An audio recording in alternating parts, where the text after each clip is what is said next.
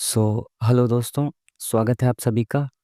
तो आज हम लगाने वाले हैं RWA की वेबसाइट पर RRB NTPC का मॉक टेस्ट। ठीक है जी, जो कि 13 अप्रैल 2025 यानी कि आज ही संडे को अपलोड किया गया है।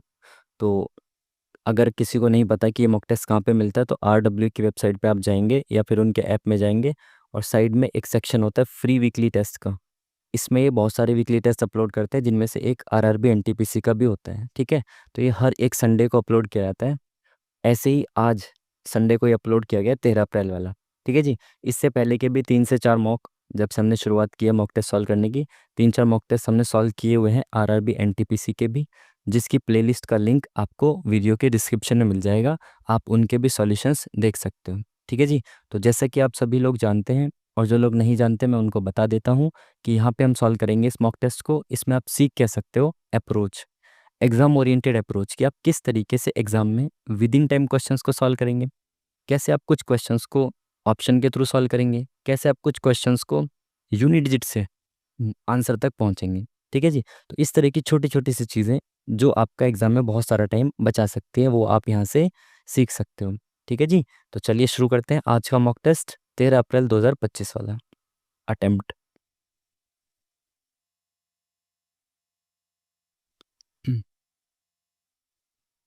चलिए फुल स्क्रीन। तो भाई तो भाई फर्स्ट ऑफ ऑल, जैसे ही मेरा ये मार्कर आएगा ना, यहाँ पे आपको ये वाला टाइम जो है ना, ये रुका हुआ दिखेगा। क्यों? क्योंकि ये मार्कर तभी काम करता है जब ये स्क्रीन पॉज हो जाती है। जैसे ही मैं मार्कर लाता हूँ ना, ये स्क्रीन पॉज हो जाती है, फिर ये मार्कर चलता है। ठीक है ना, तो इस वजह से आपको ये टाइम रुका हुआ दिख रहा है, बट ये बैकएंड में टाइम चल रहा है। जैसे ही मार्कर हटाऊंगा, आपको ये टाइम कंटिन्यू वहीं से दिख जाएगा। ठीक है ना, तो चलिए शुरू करते हैं। बाकी आप इस चीज़ को दूसरे तरीके से ना लें, बाकी तो फिर आपको पता ही है, आपकी इच्छा है, जिस मर्जी तरीके से लें। ठीक है, तो चलिए पहले क्वेश्चंस के साथ इसने क्या किया हुआ है, इसको सेक्शनल डिवाइड कर रखा है ना।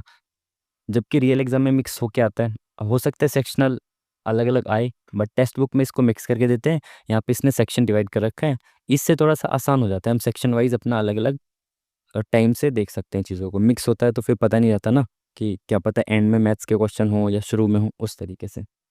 तो चलिए शुरू करते हैं ना पहले क्वेश्चन के साथ। हम इसी सीक्वेंस में करेंगे जिस सीक्वेंस में इसने दे रखा है। चलिए रीजनिंग का पहला क्वेश्चन, 14 × 7 = 98, 18 निम्मा 162।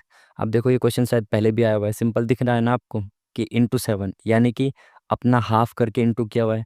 18 निम्मा यानी कि अपना हाफ करके इंटू किया हुआ है। तो 26 में किससे इंटू करूंगा? 13 से, यानी इसके हाफ से इंटू करूंगा ना। तो ये 13×6 = 78, 7 13 दूनी 26, 4 30 और 3 33। तो option number B is the correct answer. ठीक है जी, बाकी ये बैकग्राउंड मैंने इसका डार्क कर दिया है, तो आई थिंक अब ठीक दिखता होगा आपको। और इसमें भी अगर कुछ प्रॉब्लम है तो आप मुझे बता सकते हैं, ठीक है, तो उसमें भी सुधार किया जाएगा। चलिए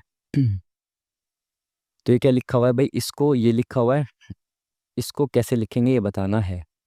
ठीक है ना, तो पहले सबसे पहले तो आप फर्स्ट से फर्स्ट का देखें और फिर फर्स्ट से लास्ट का देखें लिंक, उससे 80% क्वेश्चन सॉल्व हो जाते हैं। बट अगर आप इसको ध्यान से देखो ना, ये आगे पीछे करके दिख रहे हैं मेरे को, PASTEUR, यही जो है ना मेरे को आगे पीछे होके दिख रहे हैं इसमें, है ना। यही शब्द आगे पीछे इसमें देखें एक बार। अच्छा, एक ही शब्द दे रखा है, तो किस तरीके से इसने इसको किया हुआ है ट्विस्ट, देखें। तो ये जो पहला शब्द है, ये किस पे चला जा रहा है? दूसरे स्थान पे चला जा रहा है। तो यानी इसमें एस जो है वो आगे चला जाएगा दूसरे स्थान पे। यहाँ पे भी है, यहाँ पे भी है, इसमें नहीं है, इसमें भी है। पी QRST, तो +3 भी तो हो सकता है, PQRST +4, सॉरी। ए से पी पे तो नहीं हो सकता, आर से एस नहीं, +4 का तो नहीं लग रहा, प्लस माइनस का तो नहीं लग रहा। यही सेम इनको आगे पीछे किया हुआ है जहाँ तक मेरे को दिख रहा है इसमें, है ना। तो इसने पी को एक आगे खिसका दिया, ठीक है। और यहाँ पे ए कहाँ से आया? Third last. ये रैंडमली किया हुआ है या कैसे किया हुआ है, आई एम नॉट श्योर। इसने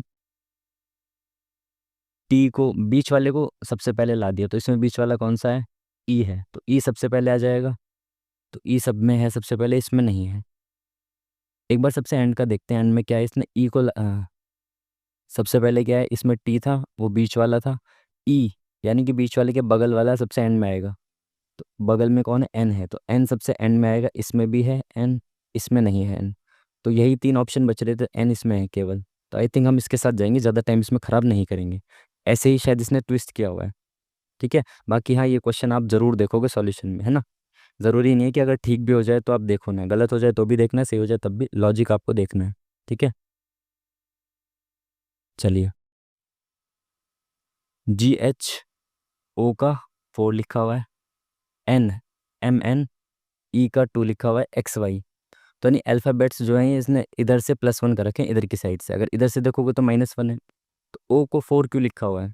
तो O अल्फ़ाबेट जो वॉवेल होते हैं ना, वॉवेल में चौथे स्थान पे आता है। A E I O U होते हैं ना, तो ये चौथे स्थान पे आता है वॉवेल में। ठीक है, तो ई किस पे आता है? सेकंड नंबर पे ई का सेकंड लिख रखा है। ठीक है, तो ये हो सकता है कि वॉवेल का प्लेस वैल्यू लिख दिया हो और इनको -1 करके लिख दिया हो। तो एस में -1 करेंगे तो क्या आएगा? आर आएगा। ठीक है, तो आर इसमें नहीं, ये खत्म। टी में -1 करेंगे तो क्या आएगा? एस आएगा। तो आर एस सब में एस है। ए की प्लेस वैल्यू 1 है तो 1 आएगा। ठीक है, तीनों में 1 है। टी के पहले क्या आएगा? एस आएगा। तो 1 के बाद एस इसमें है, इसमें है, इसमें नहीं है, ये वाला ऑप्शन खत्म। इसके बाद यू की प्लेस वैल्यू 5 है, इसमें भी है, इसमें भी है। ई की प्लेस वैल्यू 2 है, इसमें है और इसमें नहीं है, तो option number 1 is the correct answer. ठीक है जी, चलिए नेक्स्ट क्वेश्चन। ये बताना है कि इस क्वेश्चन मार्क की जगह पे क्या आएगा। ठीक है, तो देखें ये दोनों ना नीचे वाली बड़ी बड़ी संख्याएं हैं, तो इसके चांसेस ज़्यादा हैं। 99% केसेस में ये होगा कि इन दोनों छोटी संख्याओं से ये एक बड़ी संख्या बनेगी, है ना। तो आप देखें कैसे बनेगी। तो 180 तक जाना है। तो अगर मैं देखूं 14 और ये 20 5 25 हो गया। 25 का 25 सत्ते 175 में 5 जोड़ दिया, पर 5 का लॉजिक तो कुछ दिख नहीं रहा।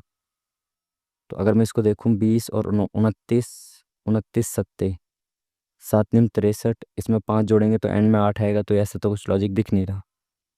और क्या हो सकता है? इसको इंटू करेंगे तो कितना आएगा? 14 एकम 14, 4 1 15, 154 आ गया। 154 से 180 पे जाएंगे, कितना जोड़ना पड़ेगा इसमें? 26 जोड़ना पड़ेगा ना। 50 60 70 80, 26 जोड़ना पड़ेगा। अभी 26 कैसे आएगा देखो, 10 20 और 5 25 है ये। इनका सम 25 है, तो 25 में एक ज़्यादा जोड़ रखा हो, क्या पता। इनको इंटू करके इसमें प्लस कर दिया, इससे एक ज़्यादा, तो इनको इंटू करके देखें तो 17 दूनी 34, 17 एकम 17 और 3 20। अब इसमें क्या प्लस करें? इन दोनों को जोड़ के एक ज़्यादा 20 और 29 + 30 करना पड़ेगा और 234 आ गया। बिल्कुल ठीक है, बेहतरीन लॉजिक दे रखा है। अब मैंने इनटू के लॉजिक को ही सबसे पहले क्यों देखा? क्योंकि संख्या जो है वो बहुत बड़ी थी इस इनसे। ठीक है, तो इसलिए मैंने पहले इनटू के लॉजिक को देखा है। अब इसमें क्या करना पड़ेगा? पहले इनका इनटू करेंगे तो क्या आ जाएगा? 6 पंजे 30, 0 आएगा एंड में। और फिर इनको जोड़ें तो कितना आएगा? 31, 31 में एक जोड़ा 32, तो एन का यूनिट डिजिट 2 आना चाहिए और एक ही ऑप्शन में 2 है यूनिट डिजिट। ठीक है, तो आपको पूरा मल्टीप्लाई करने की जरूरत नहीं पड़ी ना। हमें पता है इसको इंटू करेंगे तो 6 पंजे 30, यूनिट डिजिट 0 आएगा। बिल्कुल। फिर इनको जोड़ के एक एक्स्ट्रा करना है, तो जोड़ के 31 आ रहा है, एक एक्स्ट्रा मतलब 32। तो 32 जोड़ेंगे तो एंड में यूनिट डिजिट कितना आ जाएगा? 0 और 2 2, तो एक ही ऑप्शन है जिसमें 2 है यूनिट डिजिट। ठीक है, बाकी आप करना चाहें तो पूरा मल्टीप्लाई कर सकते हो, टाइम ही ख़राब होना है। चलिए इसमें देखें क्या हो रहा है। 5 18 32। तो अगर मैं इन दोनों से 32 को बना के देखूं तो कैसे बन रहा है? क्या 32, 18 और 5 23, और 23 में कितना जोड़े हम? 9 जोड़े, है ना। यानी इसके डबल से या फिर इसका आधा। इसका आधा 18 का आधा जोड़ दिया हमने। ठीक है, और इन दोनों को जोड़ा तो कितना हो गया? 40, 40 में इनका आधा जोड़ दिया, हाँ 32 का आधा जोड़ दिया तो 56 हो गया। ये नहीं हो सकता। ये दोनों कितना हो गया? 43, 43 में हमने इसका आधा जोड़ दिया 17, तो 7 3 10, ये भी नहीं हो सकता। ये कितना हो गया? 22 और 6 28, 28 में 11 जोड़ दिया, 8 और 1 9 3, ये भी नहीं हो सकता। ये कितना हो गया? 14 और 4 18, 18 में 7 जोड़ दिया, कितना हो गया? 8 7 15। यानी कि ये लॉजिक नहीं लग रहा, क्योंकि ये किसी में भी नहीं लगा ना लॉजिक।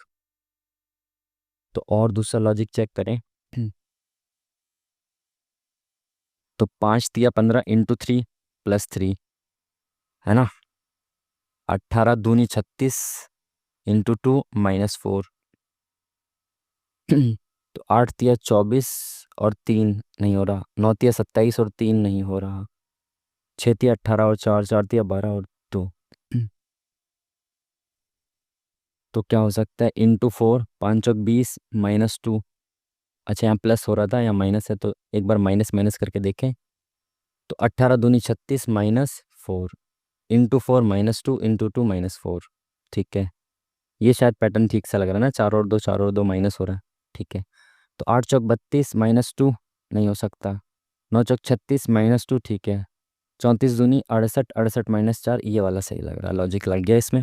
ठीक है, × 4 किया -2 कर दिया, फिर × 2 किया -4 कर दिया। अच्छे क्वेश्चन है, रीजनिंग के अच्छे क्वेश्चंस दिख रहे हैं इसमें, सीरीज वाले क्वेश्चंस अच्छे हैं। ऊपर हो जा भाई। चलिए, इसने क्या बोला इसमें, यहाँ तो कलर दिखेगा नहीं, इसको चेंज करते हैं।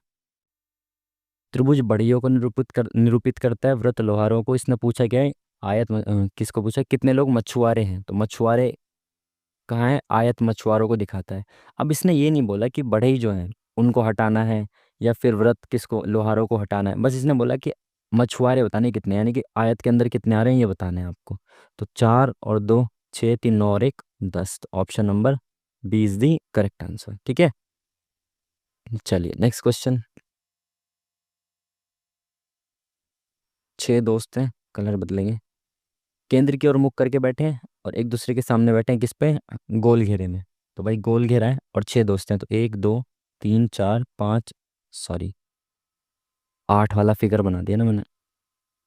6 है ना, 1 2 3 4 5 6, 6 दोस्त बैठ गए। इसने बोला धीराज प्रमोद और पार्थिव के बीच में बैठा है।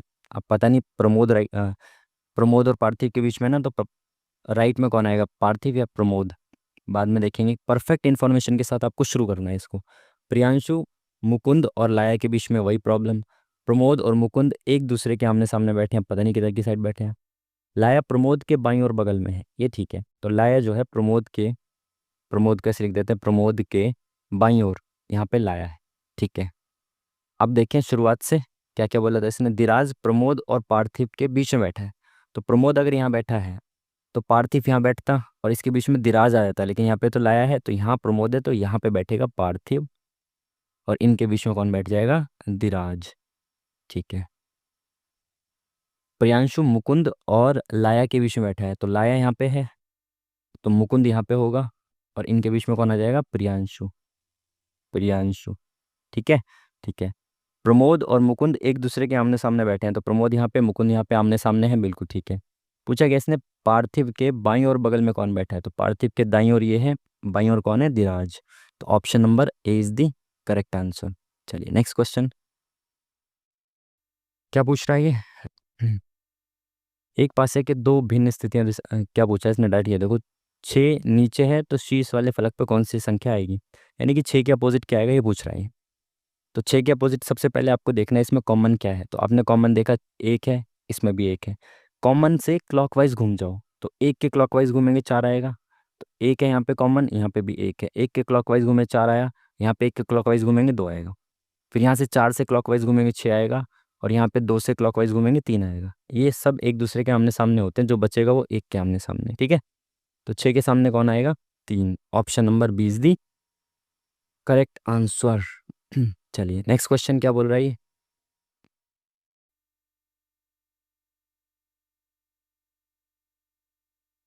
नवीन, सपना, अलका, ये सब लोग हैं, एक पंक्ति में बैठे हैं। उन उन सभी का मुख स्क्रीन की ओर है, जो पूर्व की ओर है। ठीक है। ठीक है, सपना चरम छोर पर है और उसका तत्काल पड़ोसी मैगन है। तो सपना का तत्काल पड़ोसी मैगन है। अब ये नहीं पता कि सपना के राइट में है वो या लेफ्ट में है। जेनी मैगन के दाहिने तरफ है, ये ठीक है। तो ये बोल रहा है मैगन है यहाँ पे, मैगन के दाहिने तरफ कौन है, जेनी। ठीक है, भावना के एक और मैगन और दूसरी ओर फरहाद है। तो भावना के एक और तो मैगन है और एक और फरहाद है। तो अगर भावना यहाँ पे बैठी है तो इधर मैगन आ गया और इधर फरहाद आ गया। ठीक है ना, भावना के एक और मैगन है और एक और फरहाद है। ठीक है, सपना चरम छोर पर है, तत्काल पड़ोसी मैगन है। अच्छा, अगर इसने ये बोला है कि सपना चरम छोर पर है, तो अगर सपना यहाँ पे हुई है ना, तो इसके जस्ट बगल में मैगन होगा। तो यानी इसके इधर तो कोई नहीं हो सकता, क्योंकि ये एकदम एंड वाले छोर पे है। चरम, चरम से इनका मतलब है एंड वाले छोर पे है। ठीक है, तो यानी इसके इधर तो कोई नहीं हो सकता। तो इसने क्या बोला कि भावना के एक और मेगन और दूसरी तरफ फरहाद है। तो भावना यहाँ बैठी होगी इनके बीच में, और जेनी तो इसके बगल में है, लेकिन इसने बोला जेनी मैगन के दाहिने तरफ है। अब इसने ये नहीं बोला इमीडिएट राइट है या बिल्कुल दाहिने तरफ है, इसने बोला कि मैगन के दाहिने तरफ कहीं भी हो सकता है जेनी। इसने ये नहीं बोला कि एकदम इमीडिएट जस्ट दाएं है, ठीक है। तो यानी कि इसको थोड़ा सा आगे शिफ्ट कर देते हैं। इसने बोला भावना की एक और मैगन है और दूसरी तरफ फरहाद है, तो एक तरफ फरहाद, तो भावना दो गुंडों के बीच में फंसी हुई है, ठीक है। अलका जैनी के तत्काल दाईं ओर है, तो यहाँ जैनी है तो इसके तत्काल तत्काल दाईं ओर कौन है, अलका, ठीक है।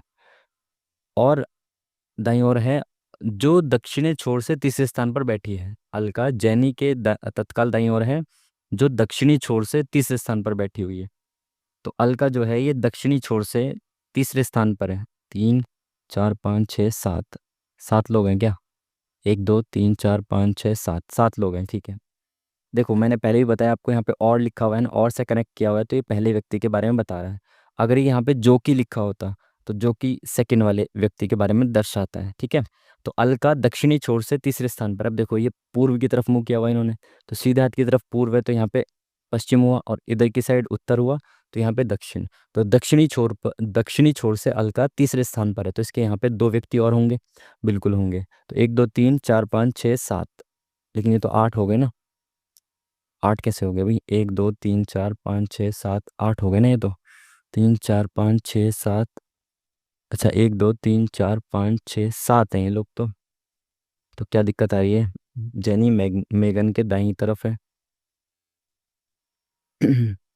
मेगन के दाहिनी तरफ है जेनी, भावना के एक और मेगन है, दूसरी तरफ फरहाद है। अलका जेनी के तत्काल दाईं ओर है जो, अरे शिट, मैंने इस और को पढ़ लिया, जो को नहीं देखा, वही चीज मैं आपको बता रहा था, और को पढ़ लिया। और है ये, और नहीं है। जो का मतलब है जेनी के बारे में बात चल रही है, जो भी जस्ट मैंने आपको बताया ना। यानी जेनी दक्षिणी छोर से तीसरे स्थान पर है, तो ये तीसरे स्थान पे होगा दक्षिणी छोर से, तो यहाँ पे दो व्यक्ति और होंगे, तो एक व्यक्ति और होगा यहाँ पे, है ना। तो ये 1 2 3, ठीक है ना। और का मतलब होता है यहाँ पे, अगर यहाँ और से कनेक्ट होता तो ये पहले व्यक्ति के बारे में बात कर रहा है, जो की से कनेक्ट है तो ये दूसरे व्यक्ति के बारे में बात कर रहा है, ठीक है। मैंने को और पढ़ दिया, ठीक है। अब इसने पूछा गया, जल्दी से देखते हैं। जैनी निम्नलिखित लोगों में से किस जोड़े के ठीक बीच में बैठी है? तो जैनी किसके बीच में है? ए और एफ के। तो ए और एफ कहाँ है? अलका और फरहाद, ये पहले ही ऑप्शन में है। चलिए बहुत टाइम ले दिया इस क्वेश्चन में हमने। हम्म, चलिए। एक पंक्ति में सभी व्यक्ति उत्तर की ओर मुख करके बैठे हैं। ए बी के बाएं से 10वें स्थान पर है, तो बी है यहाँ पे, बी के बाएं यानी कि लेफ्ट से 10वें स्थान पे कौन है? ए, ठीक है। ये 10th प्लेस पे है बी से, ठीक है। जो देखो फिर से जो आ गया ना, जो का मतलब है सेकंड वाली की बात, जो एकदम दाहिनी ओर है, तो ये सबसे राइट साइड पे है, ठीक है।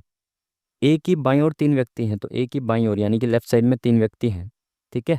पंक्ति में व्यक्तियों की कुल संख्या कितनी है बतानी है। देखो बी के लेफ्ट से 10वें स्थान पे ये है, यानी मैं शुरू करूँ बी के लेफ्ट में 1 2 3 ऐसे करके, तो ये 10वें स्थान पे है।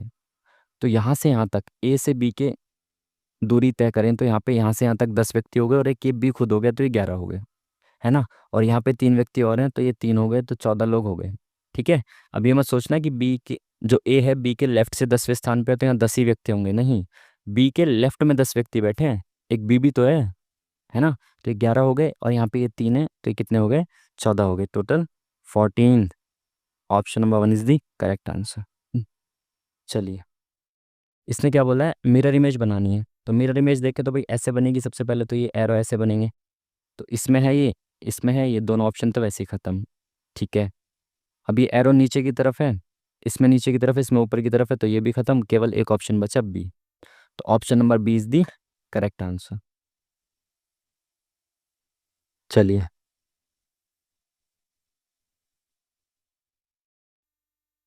इसने क्या बोला? एक कथन दिया हुआ है और तर्क दिए हुए हैं, तो स्टेटमेंट दी हुई है, उसके आधार पे ये तर्क है। तो आपको देखना है कौन सा सही है कौन सा गलत है, इसके आधार पर। सभी को प्रतिदिन अखबार पढ़ना चाहिए, हाँ, क्योंकि इसमें आसपास की गतिविधियों के बारे में जानकारी प्राप्त करने में और सामान्य जागरूकता बढ़ाने में मदद मिलेगी, बिल्कुल सही बात है। नहीं, क्योंकि हर कोई प्रतियोगी परीक्षा की तैयारी नहीं करता है। अच्छा, अखबार इसलिए ना पढ़ें क्योंकि वो प्रतियोगी परीक्षा की तैयारी नहीं कर रहे हैं, तो ये तो गलत होना चाहिए ना भाई। जो बुजुर्ग आदमी है वो किसी की तैयारी थोड़ी कर रहे हैं, वो भी तो पढ़ते हैं। तो केवल एक कथन सही होना चाहिए। चलिए, नेक्स्ट क्वेश्चन। एक क्वेश्चन दिया हुआ है और दो स्टेटमेंट दी हुई है। अच्छा, इसने प्रश्न दिया हुआ है, क्वेश्चन दिया हुआ है। इस क्वेश्चन के आंसर के लिए बताना है कौन कौन सी स्टेटमेंट सफिशिएंट होगी। ठीक है। बीना मीना से बड़ी है, तो बीना जो है ये बड़ी है मीना से। ठीक है। और स्वाति कवि से छोटी है, तो स्वाति छोटी है कवि से, तो स्वाति से बड़ा हुआ कवि, है ना। ठीक है। तो सबसे छोटा कौन है, इसका आंसर देना है। और ये दो स्टेटमेंट है, तो बताना है कि कौन सी स्टेटमेंट इसका आंसर देने में सक्षम है। स्वाति बीना से छोटी है, अब ये बता दिया स्वाति जो है वो बीना से छोटी है ना। स्वाति छोटी है बीना से, तो हम बता पाएंगे बीना से छोटी है स्वाति। अब स्वाति से बड़ा है कवि, तो कवि और इसमें एम से कौन है, मीना। मीना है ना। कवि और मीना में से कौन इधर उधर होगा ये हम डिसाइड नहीं कर सकते ना। देखो जैसे ये बी और एम है, ठीक है, ये के और एस है, तो इसने बोला कि जो स्वाति है बीना से छोटी है, तो स्वाति बीना से तो छोटी है ना। स्वाति जो है बीना से छोटी है। अब ये नहीं पता ना कि स्वाति यहाँ पे है या यहाँ पे है, कहाँ पे है स्वाति ये नहीं पता ना। समझ पा रहे हो बात को। तो सबसे छोटा कौन है ये बता नहीं सकते पहले स्टेटमेंट से। कवि मीना से छोटी है, कवि मीना से छोटी है, तो कवि मीना से छोटी होगी। तो एक सेकेंड, हाँ कवि ये बी एम था ना, और ये के एस था। कवि हाँ, कवि मीना से छोटी है, तो कवि जो है मीना से छोटी हुई यहाँ पे, तो इससे छोटा कौन हुआ, एस हुआ। तो अब हम बता सकते हैं कि सबसे छोटा एस है। तो केवल दो स्टेटमेंट है ना, ये बताया जा सकता, ये सेकंड स्टेटमेंट बता सकती है कि सबसे छोटा कौन है। ठीक है ना। अच्छे क्वेश्चन दे रखे हैं ना रीजनिंग में तो आज। चलिए, ये बताना है कि ये वाली जो आकृति है ये कौन सी उसमें है, ये वाली आकृति इनमें से कौन सी फिगर में है। तो सबसे पहले इस ट्रायंगल को तलाश करो, ट्रायंगल कहाँ दिख रहा है, इस वाली आकृति में दिख रहा है क्या, ये दिख रहा है ट्रायंगल। और ऐसे ऊपर जा रहा है, फिर ऐसे जा रहा है, ऐसे जा रहा है, ऐसे जा रहा है। ठीक है, ये वाला दिख तो गया। पहली आकृति में ये वाली जो फिगर है वो दिख गई। ठीक है। चलिए नीचे आते हैं, नेक्स्ट क्वेश्चन।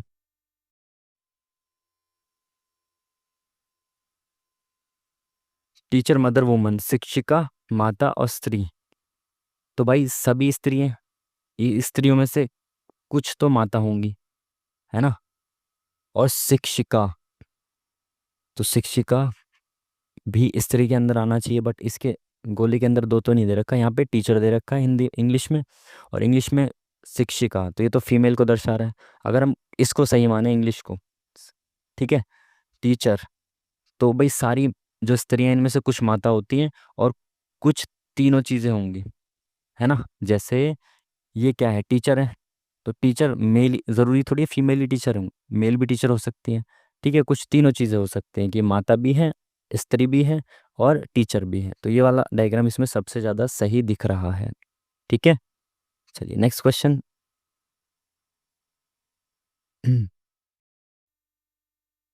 उदय पश्चिम की ओर 25 मीटर चला। आपको पता है सीधे हाथ की तरफ पूर्व होता है यानी ईस्ट होता है, उल्टे हाथ की तरफ वेस्ट, और ऊपर की तरफ नॉर्थ, नीचे की तरफ साउथ। ठीक है। चलिए, तो उदय पश्चिम की ओर चला, मतलब यहाँ पे चला ये 25 मीटर। ठीक है। फिर बाईं ओर मुड़ गया, तो दाएं ऊपर नीचे बायां, तो बाईं ओर मुड़ गया और 55 मीटर चला। ठीक है। फिर वह दाईं ओर मुड़ा और 45 मीटर चला। तो अब यहाँ से वो दाईं ओर मुड़ रहा है और 45 मीटर चल रहा है। ठीक है। अब वह फिर से दाईं ओर मुड़ता है और 70 मीटर चलता है। तो दाईं ओर ऊपर की तरफ मुड़ेगा और 70 मीटर चलेगा। देखो यहाँ से यहाँ तक तो ये 55 मीटर है ना। इससे ऊपर जाएगा, यानी कि कितना ऊपर जा रहा है, 60 70 15 मीटर ऊपर जा रहा है। ठीक है। प्रारंभिक बिंदु से 15 मीटर उत्तर पहुंचने के लिए अब उसे किस दिशा में और कितनी दूर चलना होगा। तो प्रारंभिक बिंदु ये था, यहाँ से उसको उत्तर दिशा में यानी कि यहाँ पे 15 मीटर पहुंचना है, तो यानी इसके जस्ट सामने पहुंचना है। क्योंकि यहाँ ये वाली 15 मीटर डिस्टेंस, ये वाली भी 15 मीटर चाहिए इसको, तो इसके जस्ट सामने पहुंचना है ना। यहाँ पे ये इधर नहीं पहुंचना, यहाँ पे पहुंचना है इसके उत्तर में 15 मीटर। तो उसको किधर की डायरेक्शन में, एक तो पूर्व की तरफ चल के आना, और कितना चल के आना, ये 45 मीटर, है ना। क्योंकि इनके बीच की डिस्टेंस कितना है, 45 ही तो है। तो 45 मीटर चल के आना होगा उसको इधर की साइड, पूर्व की तरफ, क्योंकि यहाँ पे पहुंचना है इसको। तो पूर्व की ओर चलना है, वो भी 45 मीटर। चलिए नेक्स्ट क्वेश्चन क्या बोल रहा है। फिल करने ब्लैंक्स को। तो भाई देखो ये BC है, तो BC यहाँ पे भी दिख रहा है, और एक सी यहाँ दिख रहा है। तो बी सी के पहले ए है, तो यहाँ पे डबल ए आना चाहिए। तो A B C dash D, A B C dash D आना चाहिए यहाँ पे। ए बी सी डी, तो ए बी सी डी आएगा यहाँ पे, ठीक है।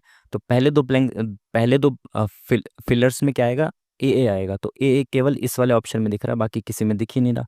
तो और क्या ही ऑप्शन करेक्ट होंगे? तीनों ऑप्शन गलत हो गए तो आगे चेक ही करना नहीं है कुछ भी, ठीक है।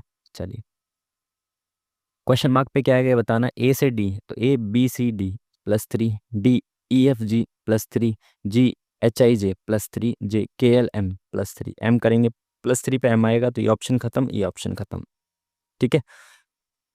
अब देखो सेकंड वाले में E F G H, H I J K L M N, N O P Q. तो क्यू आएगा, option number D is the correct answer, ठीक है ना। चलिए नेक्स्ट क्वेश्चन। ऑरेंज को ऐसे लिखा जा रहा है और मिरेकल को ऐसे लिखा जा रहा है। तो सबसे पहले से पहला कनेक्शन और फिर पहले से लास्ट वाला कनेक्शन चेक करना है। तो ओ से L, L M N O +3 हो जाएगा इधर की साइड से। के के से आर, तो के से आर तो ज़्यादा हो गया ना। K L M N O P Q R +7, ठीक है। जेड से ए, तो जेड से ए तो +1 हो रहा है, तो कोई लॉजिक नहीं दिख रहा। ये तो प्लस वाला तो कोई लॉजिक नहीं दिख रहा, तो कैसे देखें हम? ओ से एक्स, लास्ट वाले को चेक करें ना पहले। ओ से एक्स कभी कोई इतना दूर तो लॉजिक नहीं होना चाहिए ना। ओ से एल, तो ओ से एल में ओ का अपोजिट होता है एल, ठीक है, अपोजिट है। आर का अपोजिट के होता है या नहीं होता? लेकिन ए का अपोजिट जेड होता है, ठीक है। एन का जी नहीं होता, जी का टी होता है। तो एक छोड़ के एक तो अपोजिट दिख रहा है मेरे को यहाँ पे, है ना। एक छोड़ के एक अपोजिट है, यानी इसका अपोजिट दे रखा है, इसका और इसका एक एक छोड़ के अपोजिट दे रखा है, ठीक है। आर से के पे जा रहा हूँ, तो आर से K, R S T U V W X Y Z बहुत ज़्यादा हो रहा है। तो के से आर पे जाऊँ, K L M N O P Q R +7 कर रहा है के से आर, ठीक है। तो जी से एन पे जाऊँ, जी H I J K L M N +7, बिल्कुल सही भाई। एक्स से ई 2 और 5 7, बिल्कुल सही। एक छोड़ के एक अपोजिट, बाकी सब में -7 हो रहा है, ठीक है, इधर की साइड से। तो एल का अपोजिट क्या होता है?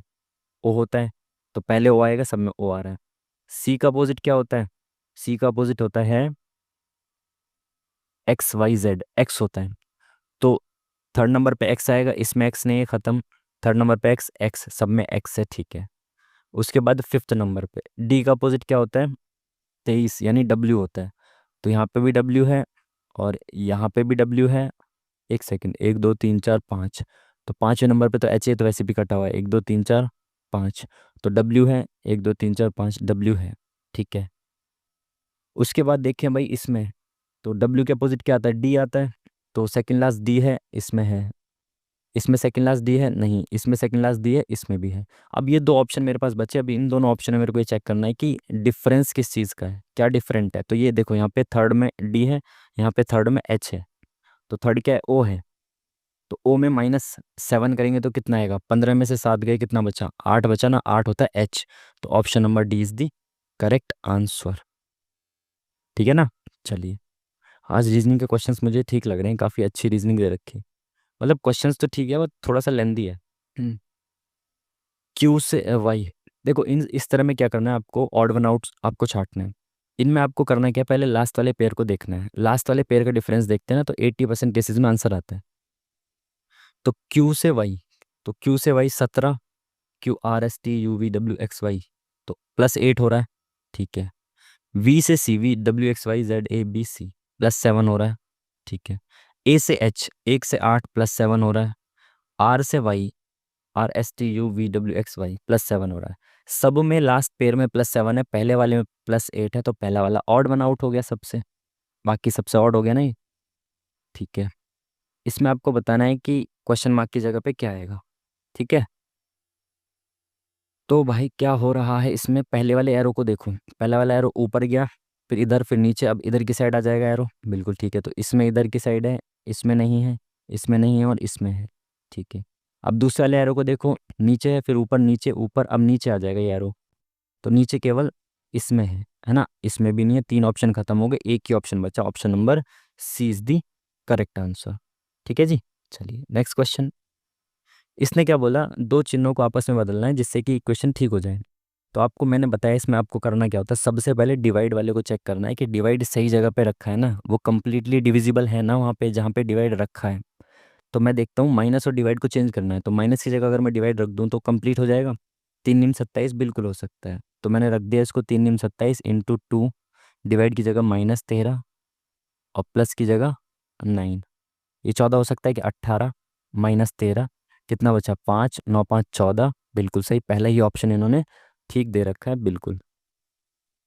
चलिए सिलॉजिज्म का क्वेश्चन, सभी कटोरे तश्तरी हैं, तो इसको बदलते हैं कलर।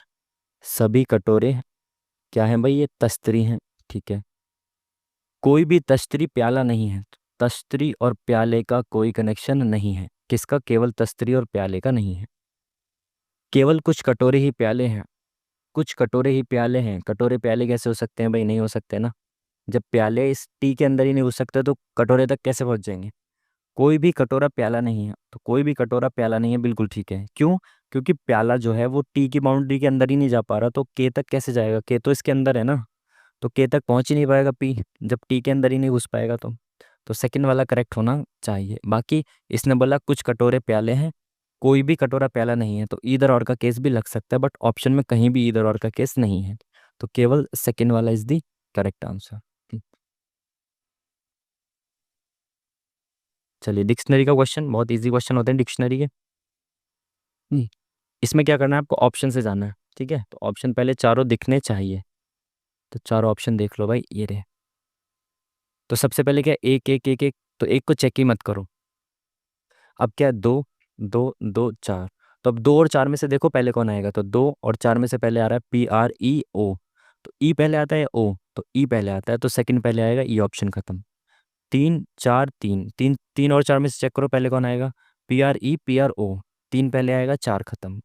अब कौन है यहाँ, 5 और यहाँ 4, तो 4 और 5 में से चेक करो, PRO DF, तो डी पहले आता है या एफ पहले आता है, डी आता है ना, DEF, तो 4 पहले आएगा, तो 5 खत्म, 4 पहले आएगा, option number C is the correct answer. ठीक है जी। चलिए नेक्स्ट क्वेश्चन, पैटर्न को पूरा करना है, तो यहाँ पे क्या आएगा ये बताना है। तो एक एक करके चेक करो, पहले तो यहाँ पे देखो ये आएगा, तो यहाँ पे ये है, इसमें नहीं, ये वाला ऑप्शन खत्म, इसमें है, ठीक है। अब क्या करना है भाई, ये देखो, यहाँ पे ये लाइन, यहाँ पे ये लाइन जुड़ी होगी, है ना, तो इसमें नहीं जुड़ी थी तो ये खत्म। इसमें क्या देखो, ये बहुत ज़्यादा गैप आ गया, जबकि ये तो ऑलमोस्ट बराबर बराबर डिवाइड कर रखा है ना दोनों को, तो ये वाला यहाँ पे ये गलत हो गया, तो ऑप्शन नंबर बी बचा केवल, तो B is the correct answer. ठीक है जी। चलिए नेक्स्ट क्वेश्चन, इनइक्वालिटी का क्वेश्चन, ये आपको मैंने पहले ही समझाया हुआ, देखो ये ऐसे होता है डोर, यहाँ पे मान लो कोई, ये अब यहाँ से देखते हैं, तो यहाँ पे आई से आर पे जाना है, तो आई से आर पे जाना है ना, जहाँ से ओपन होता है ना गेट, यहाँ से ओपन है गेट, तो इधर से इधर तो मैं जा सकता हूँ, लेकिन यहाँ से ये गेट बंद है, तो इधर से इधर नहीं जा सकता मैं, ठीक है, बिल्कुल ठीक है। चलिए बोला क्या इसने, देखें, तो मेरे को आई से आर की तरफ जाना है, जहाँ से गेट खुला है वहाँ से जाना आई से आर की तरफ, तो आई कहाँ पे, यहाँ पे है। अब आई से आर की तरफ बढ़ना है भाई, तो आई से मैं कहाँ तक जा सकता हूँ, एच तक जा सकता हूँ, ठीक है। एच है क्या यहाँ पे कहीं, कि आर तक पहुंचने का रास्ता अब मिले मेरे को, एच कहीं नहीं दिख रहा ना, तो मैं एच से कहीं जा ही नहीं सकता हूँ, तो पहला वाला कंक्लूजन गलत हो गया। अब दूसरा क्या है, आर से आई तक जाना है, तो आर से मैं ओ तक पहुंचा, ओ से टी तक, और टी से, सॉरी आर से मैं ओ तक नहीं पहुंच सकता, गलत हो गया, तो इधर थोड़ी जा सकता हूँ मैं, नहीं। आर से वाई तक पहुंचा, ठीक है। अब वाई से कहीं पहुंच सकता हूँ कि आई तक, नहीं पहुंच सकता, तो वाई से आई तक मैं नहीं पहुंच सकता, तो ये वाला कंक्लूजन भी गलत हो गया, ठीक है, दोनों कंक्लूजन गलत है। अब आपको एक चीज ध्यान रखनी है, देखो अभी हमने ना ये चीज ध्यान रखनी है कि दोनों एलिमेंट सेम दिख रहे हैं मेरे को, आई और आर, आई और आर, ठीक है। और एक, ये जो एक जो पेयर है ना इनका, उसमें एक मैजिक बॉक्स होता है, देखो ये वाला ऐसे हो गया, और ये वाला, और ये वाला ऐसे हो गया, ठीक है, और ये हो गया, ठीक है। तो या तो ये हो, या फिर, एक सेकेंड, मैंने गलत बना दिया बीच में इक्वल टू का साइन होता है, यहाँ पे ये, यहाँ पे ये, यहाँ पे ऐसे और यहाँ पे ऐसे। तो इनमें से एक पेयर होना चाहिए, है ना। अगर इनमें से एक पेयर है तो वो ईदर और का केस बनेगा। ठीक है, तो बाकी सब तो इसमें सेम है, लेकिन एक पेयर नहीं दे रखा, इसका एक पेयर नहीं दे रखा ना। दोनों गलत है, लेकिन यहाँ पे या तो एक या तो दो का भी दे रखा है। तो ईदर और का केस बनना चाहिए क्या, यहाँ पे इक्वल टू का साइन भी होना चाहिए था ना इनके साथ। तो आई थिंक ईदर और का केस तो नहीं बनना चाहिए, तो दोनों ही गलत होने चाहिए, ना तो एक सही है और ना ही दो सही है, तो डी होना चाहिए, है ना, क्योंकि ईदर और के केस में बीच में इक्वल टू का साइन भी होना चाहिए ना। तो ऑप्शन नंबर डी हमारे हिसाब से इसमें होना चाहिए। चलिए नेक्स्ट क्वेश्चन।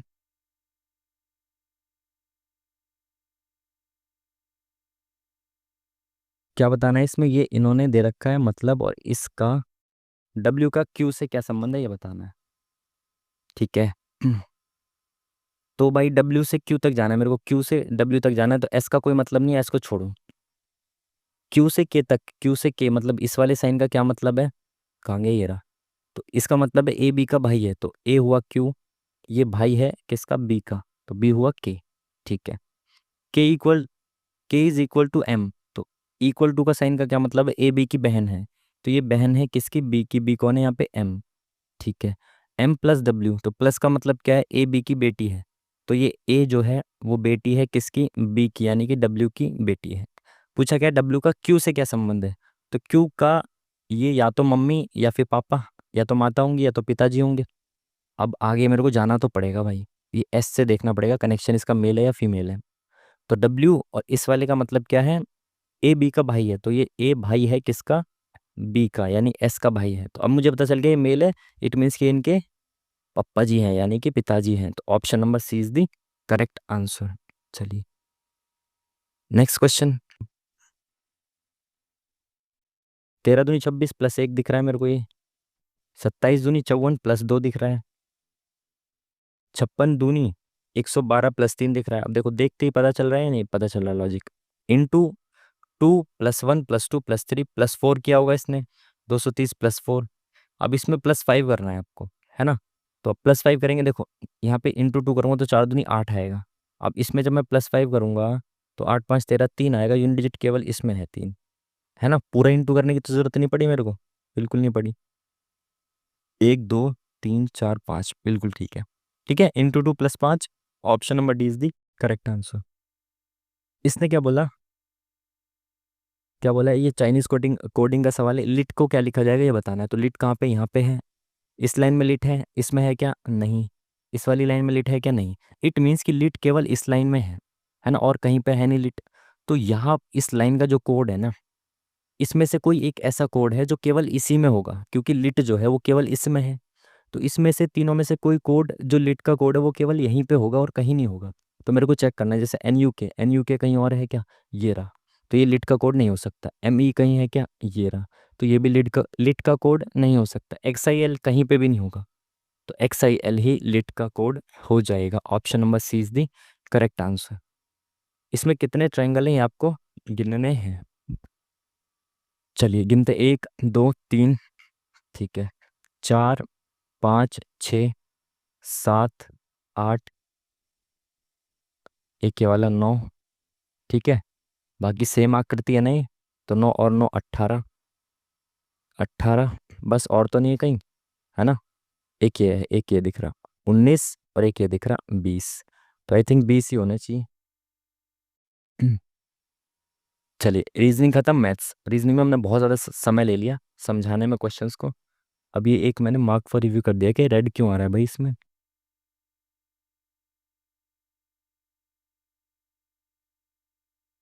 ये वाला तो हमने कर दिया ना यार, यही तो दिक्कत होती है इसमें। 7 नेक्स्ट। हाँ अब सारे हो गए क्वेश्चंस, रीजनिंग के सारे हो गए ना। पर आ जाओ, बिल्कुल ठीक है। चलिए अब मैथ्स को शुरू करते हैं, बहुत ज़्यादा टाइम ले दिया हमने रीजनिंग में, कोई नहीं। चलिए, दो प्रत्याशियों ने एक चुनाव लड़ा, एक ने इतने प्रतिशत मत प्राप्त किए, 434 मतों से जीत गया, तो कुल मत कितने पड़े ये बताने हैं। देखो दो प्रत्याशी हैं, एक ने 64% लिए, तो दूसरे ने कितने लिए होंगे, 100% होते हैं ना। तो एक को 64% मिला तो दूसरे को कितना मिला होगा, 36%। ठीक है, ये कितने परसेंट ज़्यादा वोट मिले हैं इसको इससे, इसको इससे कितने ज़्यादा परसेंट वोट मिले हैं? 14 में से 6 गया 8, और 5 में से 3 गया 2, 28% ज़्यादा वोट मिले हैं इसको इससे। तो ये जो 28% ज़्यादा मिले हैं, ये कितने परसेंट ज़्यादा, कितने ज़्यादा मिले इसको? 434 वोट। 28% ज़्यादा मिले और 434 ज़्यादा मिले, यानी 28% की वैल्यू 434 है। बिल्कुल ठीक है। तो 1% की वैल्यू कितनी हो जाएगी? 434 अपॉन में 28, ये 1% की वैल्यू आ गई। पूछा गया है कुल मत कितने पड़े, यानी कि इंटू 100, 100% की वैल्यू निकालनी है ना, ठीक है। तो 14 दूनी 28, 14 तिया 42, 14 एकम 14, 2 पंजे 10, 0। तो 0, 5 एकम 5, 5 तिया 15, 1550। Option number B is the correct answer. ठीक है जी, चलिए नेक्स्ट क्वेश्चन। क्या बोला इसने? किसी निश्चित राशि पर 8% वार्षिक दर से 2 वर्ष में प्राप्त होने वाला चक्रवृद्धि ब्याज और साधारण ब्याज के बीच का अंतर इतना है। इसने बोला है भाई 2 वर्ष के सीआई और एसआई का अंतर। तो आपको पता है 2 वर्ष के सीआई और एसआई का अंतर क्या होता है? आर स्क्वायर अपॉन में 100%। ठीक है, ये हमें दिया कितना है? 144। आर कितना है हमारा? 8। तो आर स्क्वायर कितना हो गया? 8×64/100% बराबर 144। तो इस 100 को अगर मैं इधर ले जाऊं तो ये कितना आ गया? 64% की वैल्यू आ गई। बिल्कुल ठीक है। पूछा गया है इसने राशि, तो राशि 100% होती है। 64% की वैल्यू ये है, तो 1% की वैल्यू के लिए 64 से डिवाइड करना पड़ेगा, 1% की वैल्यू होगी। अगर दिक्कत होती है कि डिवाइड करना है इंटू करना है, तो आप देखो 64% बराबर ये है, यहाँ पे इसमें इंटू 1 कर दो, इससे कोई फर्क तो नहीं पड़ता? नहीं पड़ता। 1 कर दिया इंटू, इस 64 को, ये इंटू में है ना, इसको मैं अगर नीचे ले जाता हूँ तो यहाँ पे क्या बचता है? 1, और यहाँ पे परसेंट, यानी 1% की वैल्यू इंटू में यहाँ पे 64 है तो यहाँ पे डिवाइड करना पड़ेगा, और 100% के लिए इंटू 100 करना पड़ेगा। चलो, 8×8 = 64, 8 एकम 8, 8×8 = 64, 00। 8 दूनी 16, 2 इधर गया, 8 दूनी 16, 8 पंजे 40, तो 22500। Option number C is the correct answer. चलिए नेक्स्ट क्वेश्चन। पाइप आ गए भाई। पाइप ए और बी एक टंकी को इतने इतने घंटे में भर सकते हैं। तो ए 12 घंटे में भर सकता है और बी 16 घंटे में भर सकता है। ठीक है, ये 12 है। तो दोनों की एफिशिएंसी निकालने हैं, तो 16 दूनी 32, 16 तिया 48, ये 3 काम कर सकता है, और 12 चौक 48, ये 4 काम कर सकता है। ये टोटल काम है। ठीक है, दोनों पाइप को एक साथ खोला गया, तो दोनों पाइप एक साथ खोले तो 7 काम करते हैं एक साथ। ठीक है, 3 घंटे बाद बी को बंद कर दिया, यानी कि इन्होंने मिलकर 3 घंटे तक काम किया। 1 घंटे में 7 काम करते हैं, तो 3 घंटे में 21 काम इन्होंने कर दिया। ठीक है, 3 घंटे बाद इन्होंने बंद कर दिया इसको। अब टंकी का जो बचा हुआ भाग है वो ए कितने टाइम में भर देगा? तो देखो 48 था टोटल काम, इसमें से 21 काम हो चुका, तो बचा कितना है? 27 काम। तो 27 काम बचा है, और ए पाइप अकेला कर रहा है इसको। तो ए पाइप एक दिन में कितना काम करता है? 1 घंटे में कितना काम करता है? 4। तो 27 काम कितनी देर में कर पाएगा ये? 4×6 = 24, और 3/4, तो 6×3। Option number C is the correct answer. चलिए नेक्स्ट क्वेश्चन देखेंगे। 17 छात्रों का औसत भार इतना है। 3 नए छात्र जिनका भार इतना है कक्षा में शामिल होते हैं। कक्षा के छात्रों का नया औसत बताना है। देखो इसमें कैलकुलेशन बिल्कुल मत करना, ठीक है। आपको पता है 56 है एवरेज, तो यहाँ पे 17 छात्रों का अगर 56 एवरेज है, तो 56 वाले जितने भी छात्र इसमें आ जाए, रहेगा एवरेज 56 ही, है ना। एवरेज का मतलब है सभी लोग 56 के हैं। तो इसमें बाकी सब लोग भी अगर 56 के आ जाएं तो एवरेज पे कोई फर्क नहीं पड़ेगा, नहीं। तो हमने कहा कि इसमें 56 के अगर ये तीनों आते तो एवरेज उतना रहता। बट ये लोग लेके कितना है एक्स्ट्रा? ये 57, यानी कि ये एक एक्स्ट्रा लेके आए हैं। ये 62, यानी कि ये कितना एक्स्ट्रा लेके आया है? 6 एक्स्ट्रा लेके आए हैं। और ये कितना एक्स्ट्रा लेके आया है? 56 से 12 एक्स्ट्रा लेके आया है। ये 56 तो लेके आए हैं, बल्कि अपने साथ और एक्स्ट्रा लेके आए हैं। टोटल कितना? 19 एक्स्ट्रा लेके आए हैं, है ना। तो ये 56 इनमें जुड़ गए, तो 17 और 3 कितने हो गए? 20 लोग हो गए। अब इनको 19 एक्स्ट्रा है इनके पास, तो इस 19 को भी सबको बराबर बराबर बांटना पड़ेगा। एवरेज का रूल ये कहता है।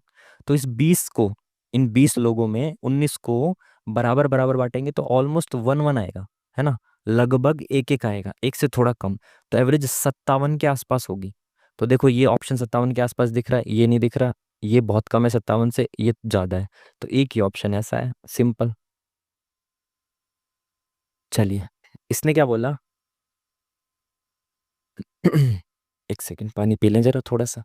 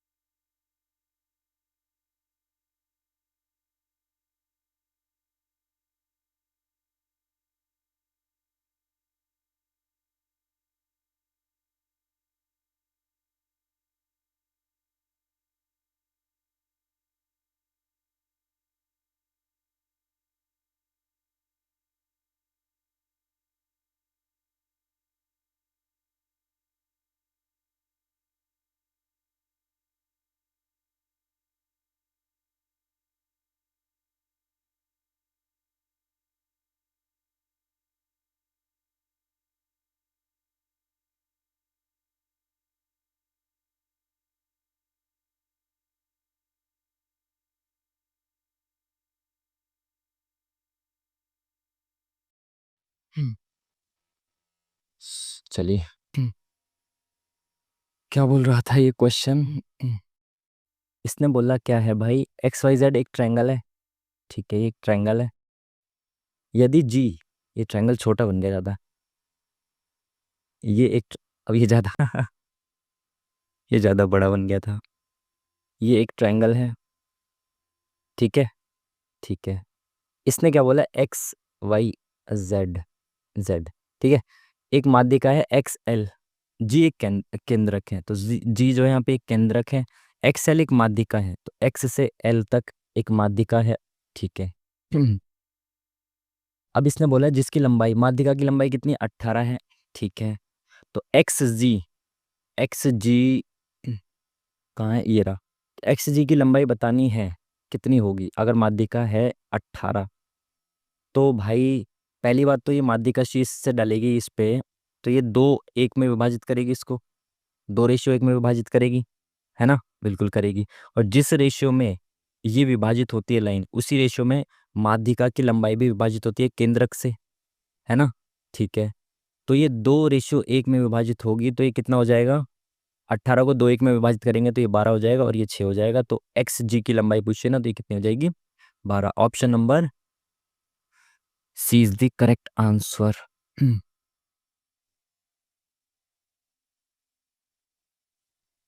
चलिए, इसने क्या बोला है, यदि 6 अंकों की संख्या ये 88 से विभाजित है तो एक्स का मान क्या होगा। ये बार बार 88 क्यों दे रहे हो, एक्स्ट्रा भी दे दो कुछ और दूसरा। 88 से विभाजित है मतलब 11 × 8, तो वो संख्या 11 से विभाजित भी होगी और 8 से भी होगी। ठीक है, एक्स का मान बताना है तो 11 से विभाजित देखना पड़ेगा इसको, 11 से विभाजित कैसे होगी, एक छोड़ के एक को जोड़ो, तो 9 और 4 13, और प्लस एक्स, 13 और एक्स।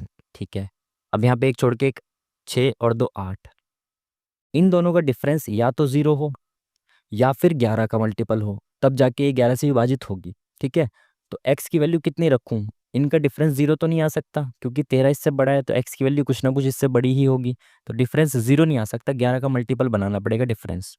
तो इसमें से मैं 8 घटाऊं तो 11 बचे, तो x की वैल्यू क्या होगी, x की वैल्यू क्या होगी, 19। तो 13 और 6 19, 19 में से 8 गया 11, तो x की वैल्यू 6 रखनी पड़ेगी, जिससे ये 19 बन जाएगा, 19 में से 8 घटाएंगे तो 11 बचेगा।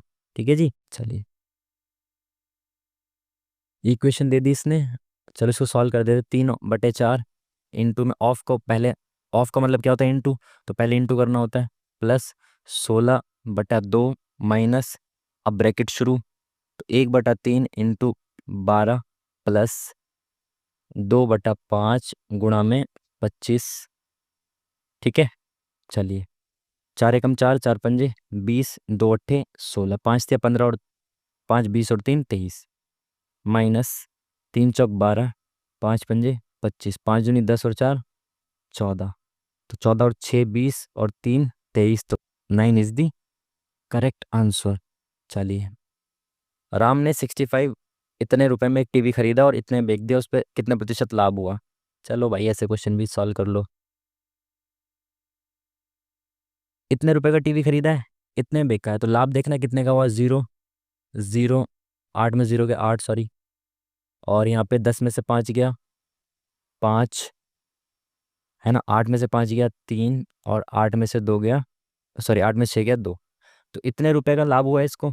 कितने रुपए पे, कॉस्ट प्राइस पे होता है लाभ या हानि, तो इस पे लाभ हुआ है 65500, इस पे लाभ हुआ है, इंटू 100 करेंगे तो परसेंटेज आ जाएगा, 2 0 से ये 2 0 खत्म, 5 से काटो, 5 एकम 5, 5 × 3 = 15, 5 एकम 5, तो ये कितना आ जाएगा 5, यहाँ पे लिख देता हूँ, 5 दूनी 5 चौक 20, सॉरी 5 चौक 20। ठीक है, 5 7 35, 5 एकम 5, 5 इंक 30। ठीक है, इसको 131 से डिवाइड करेंगे, तो करो भाई, इसको कैसे करें, यहाँ से कर लेते हैं इसको डिवाइड ऐसे करके, तो 13 दूनी 26, 13 3 39, 13 चौका 52, तो 3 बार में जाएगा ये 131 से, तो कितना हो जाएगा 300, 3 3 9, 393 हो जाएगा। ठीक है, 11 में से 3 गया 8, 16 में से 9 गया 9 7 16, यहाँ पे आ गया 6, तो 13 से कितनी बार में जाएगा, 13 इंटू 6, 13 6 78, तो 36% लाभ, option number 1 is the correct answer. ठीक है जी, चलिए नेक्स्ट क्वेश्चन। 20 महिलाएं 15 पुरुष मिलकर एक काम को 6 दिन में पूरा कर सकते हैं, तो 20 महिलाएं हैं प्लस 15 पुरुष हैं, ये मिलके किसी काम को कितने दिन में कर रहे हैं, 6 दिनों में पूरा कर रहे हैं। एक अकेली महिला उस काम को पूरा करने में 150 दिन लगते हैं, एक अकेली महिला को। तो ये टोटल काम बराबर किसके है, एक अकेली महिला, एक महिला इंटू 150 दिन, है ना। ये सब लोग मिलके इस काम को पूरा कर रहे हैं इतने दिनों में, इतने उसमें, मतलब ये टोटल वर्क हो गया। सेम एक महिला 150 दिनों में काम पूरा कर दे रही है। तो देखें तो 6 दूनी 12, 120 M प्लस 15 × 6 = 90 P बराबर 150 M। तो ये 120 इधर चला जाएगा, कितना बचेगा यहाँ पे, 30 M बचेगा बस, है ना। ये 120 इधर चला जाएगा, 150 में से गया, तो ये 30 एकम 30, 30 तिया 90। तो P के सामने 1, M के सामने 3, तो P और M की एफिशिएंसी कितनी आ गई, 1/3, है ना। ठीक है, एक अकेला पुरुष कितने दिन में काम पूरा कर सकता है। भाई पुरुष की एफिशिएंसी 1 है, अगर मैं टोटल वर्क निकाल लूँ, टोटल वर्क यही तो लिखा है हमने। तो एक महिला 150 दिनों में काम पूरा कर रही है, एक महिला एक दिन में कितना काम करती है, 3 काम करती है, तो 15 तिया 45, तो 450 काम है। एक पुरुष एक दिन में एक काम करता है, तो 450 काम को कितने दिन में करेगा, 450 दिन में करेगा। तो option number 1 is the correct answer. चलिए नेक्स्ट क्वेश्चन। यदि शाम जल में एक नाव की चाल इतनी है, धारा की चाल इतनी है, नाव द्वारा धारा की दिशा में 80 किलोमीटर जाने में कितना समय लगेगा। ये तो नाव वाले क्वेश्चंस का सबसे इजीएस्ट क्वेश्चन।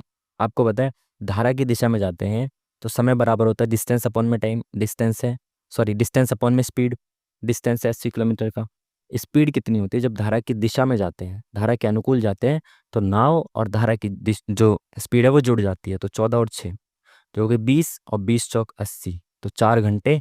ऑप्शन नंबर 20 दी करेक्ट आंसर। चलिए नेक्स्ट क्वेश्चन। इसने क्या बोला है, दो समरूप त्रिभुजों की संगत भुजाओं का अनुपात इतना है, तो त्रिभुजों के क्षेत्रफल का अनुपात क्या होगा। इनका स्क्वायर कर दो, तो 5 और 7, तो 5 और 7 का है ऑप्शन नंबर बी। स्क्वायर्स कर देते हैं अगर एरिया का रेशियो निकालना होता है, ठीक है, भुजाओं का स्क्वायर कर देते हैं। तो कितना हो जाएगा, 5:7, ऑप्शन नंबर बी। तो बी कहाँ पे है, डी में है, ठीक है। चलिए, 1, 2, 5 के सिक्के क्रमशः इस अनुपात में हैं, थैले में कुल धनराशि इतनी है, 5 के सिक्के कितने होंगे। देखो हमने इस सिक्के का मान लिया 5x, ये 10x है, और ये 6x है ना। 1 1 रुपए के 5x सिक्के हैं, तो कितने रुपए हो गए, 5x रुपए हो गए, ठीक है। प्लस 10x हैं टोटल, कितने 2 2 रुपए के सिक्के कितने, 10x, तो टोटल रुपए कितने हो गए। अगर मैं कहूँ 2 रुपए के 10 सिक्के हैं तो 20 रुपए हो गए ना, ऐसे 2 रुपए के 10x सिक्के हैं तो 20x हो गए रुपए, ये रुपए निकाल रहा हूँ मैं। 5 के सिक्के कितने हैं, 6x, तो 6 × 5 = 30x हो गए टोटल रुपए। तो ये कुल मिला के कितने रुपए हैं मेरे पास, जो कि कितने दे रखे हैं, 275। तो कितने हो गए, 30, 50 और 5 55। तो 55x की वैल्यू ये दे रखी है, x की वैल्यू कितनी आ जाएगी, 55 यहाँ पे डिवाइड में चला गया, तो 5 × 5 = 25, 5 × 5 = 25, तो x की वैल्यू आ गई 5, है ना। तो पूछा गया है 5 के कितने सिक्के हैं, तो 5 के सिक्के कितने थे भाई, 5x, सॉरी सॉरी 5 के सिक्के वाले हैं ना, तो 5 के सिक्के कितने, 6x, तो 6 × 5 = 30, option number A is the correct answer, है ना। 5 के सिक्के यही है ना, 6, ठीक है। Option number 1 is the correct answer. Next question. कितने समय में 4% वार्षिक दर से 10,000 रुपये पर उतना ही ब्याज प्राप्त होगा जितना 5% साधारण ब्याज पर 4 वर्ष में 80,000 रुपये पर प्राप्त होगा। टाइम कितना लगेगा इसमें उतना ही ब्याज लेने में जितना यहाँ पे 5% के रेट से 4 साल में मिलेगा। देखो 1 साल में 5% मिलता है SI, तो 4 साल में कितना मिलेगा, 20%, 5 × 20%। अब 8,000 का 20% कैसे निकालोगे, 10% के लिए एक जीरो हटा दो, 800, 20% के 20% 10 का डबल, यानी कि 1600, तो 20% हो गया 1600, ठीक है। यानी इस पे मेरे को 1600 रुपये चाहिए ब्याज के रूप में, और कितने सालों में मिलेगा, अगर 1 साल में 4% मिल रहा है। तो देखो अगर मैं इसमें ये कहूँ कि 1 साल में मिल कितना रहा है मेरे को, 4% निकालना है, तो 1% के लिए 2 जीरो हटा दो, तो 1% 100 हो गया, तो 4% 400 हो गया। 1 साल में 400 मिल रहा है मेरे को, और मेरे को चाहिए कितना, 1600, तो 4 साल में 1600 मिल जाएगा, 4 × 4 = 16, option number D is the correct answer. चलिए, एक बस 10 किलोमीटर की दूरी 12 मिनट में तय करती है, सिन, इस सिन कहाँ से आ गया भैया, साइन कहाँ से आ गया। यदि उसकी गति इतने किलोमीटर प्रति घंटा कम कर दी जाए तो उसकी दूरी को तय करने में बस को कितना समय लगेगा। ये क्या हो गया, 10 किलोमीटर 12 मिनट में चल रही है, तो पहले इसकी स्पीड निकालनी पड़ेगी। स्पीड निकालें तो भाई 12 मिनट को 60 से डिवाइड करेंगे तो 1 घंटा आ गया। तो समय बराबर होता है, सॉरी स्पीड बराबर होता है डिस्टेंस अपॉन में टाइम। तो डिस्टेंस 10 किलोमीटर का टाइम बराबर 12/60 करेंगे तो 60 ऊपर चला जाएगा इनटू में। ठीक है, तो 12×5 = 60, स्पीड उसकी है 50 किलोमीटर प्रति घंटा। अब 25 किलोमीटर प्रति घंटा कम करेंगे तो कितनी हो जाएगी, 50 में से 25 गया 25, है ना। तो 25 किलोमीटर की स्पीड से उसको तय करना है 10 किलोमीटर का रास्ता। तो डिस्टेंस हो गया 10, स्पीड हो गई 25। ठीक है, तो इतना टाइम उसको लगेगा। अब इसको टाइम को मिनट में कन्वर्ट करने के लिए इंटू 60 कर दो। तो 5×5 = 25, 5×5 = 10, 5×5 = 10, 12×2 = 24। Option number D is the correct answer. चलिए नेक्स्ट क्वेश्चन। 10x बराबर इतना दे रखा है, तो इसकी वैल्यू बतानी है। और वैल्यू में दे रखा है साइन और कॉस। तो आपको पता है 10 बराबर क्या होता है, साइन अपॉन में कॉस। तो साइन की वैल्यू 3 है, कॉस की वैल्यू 2 है, रख दो।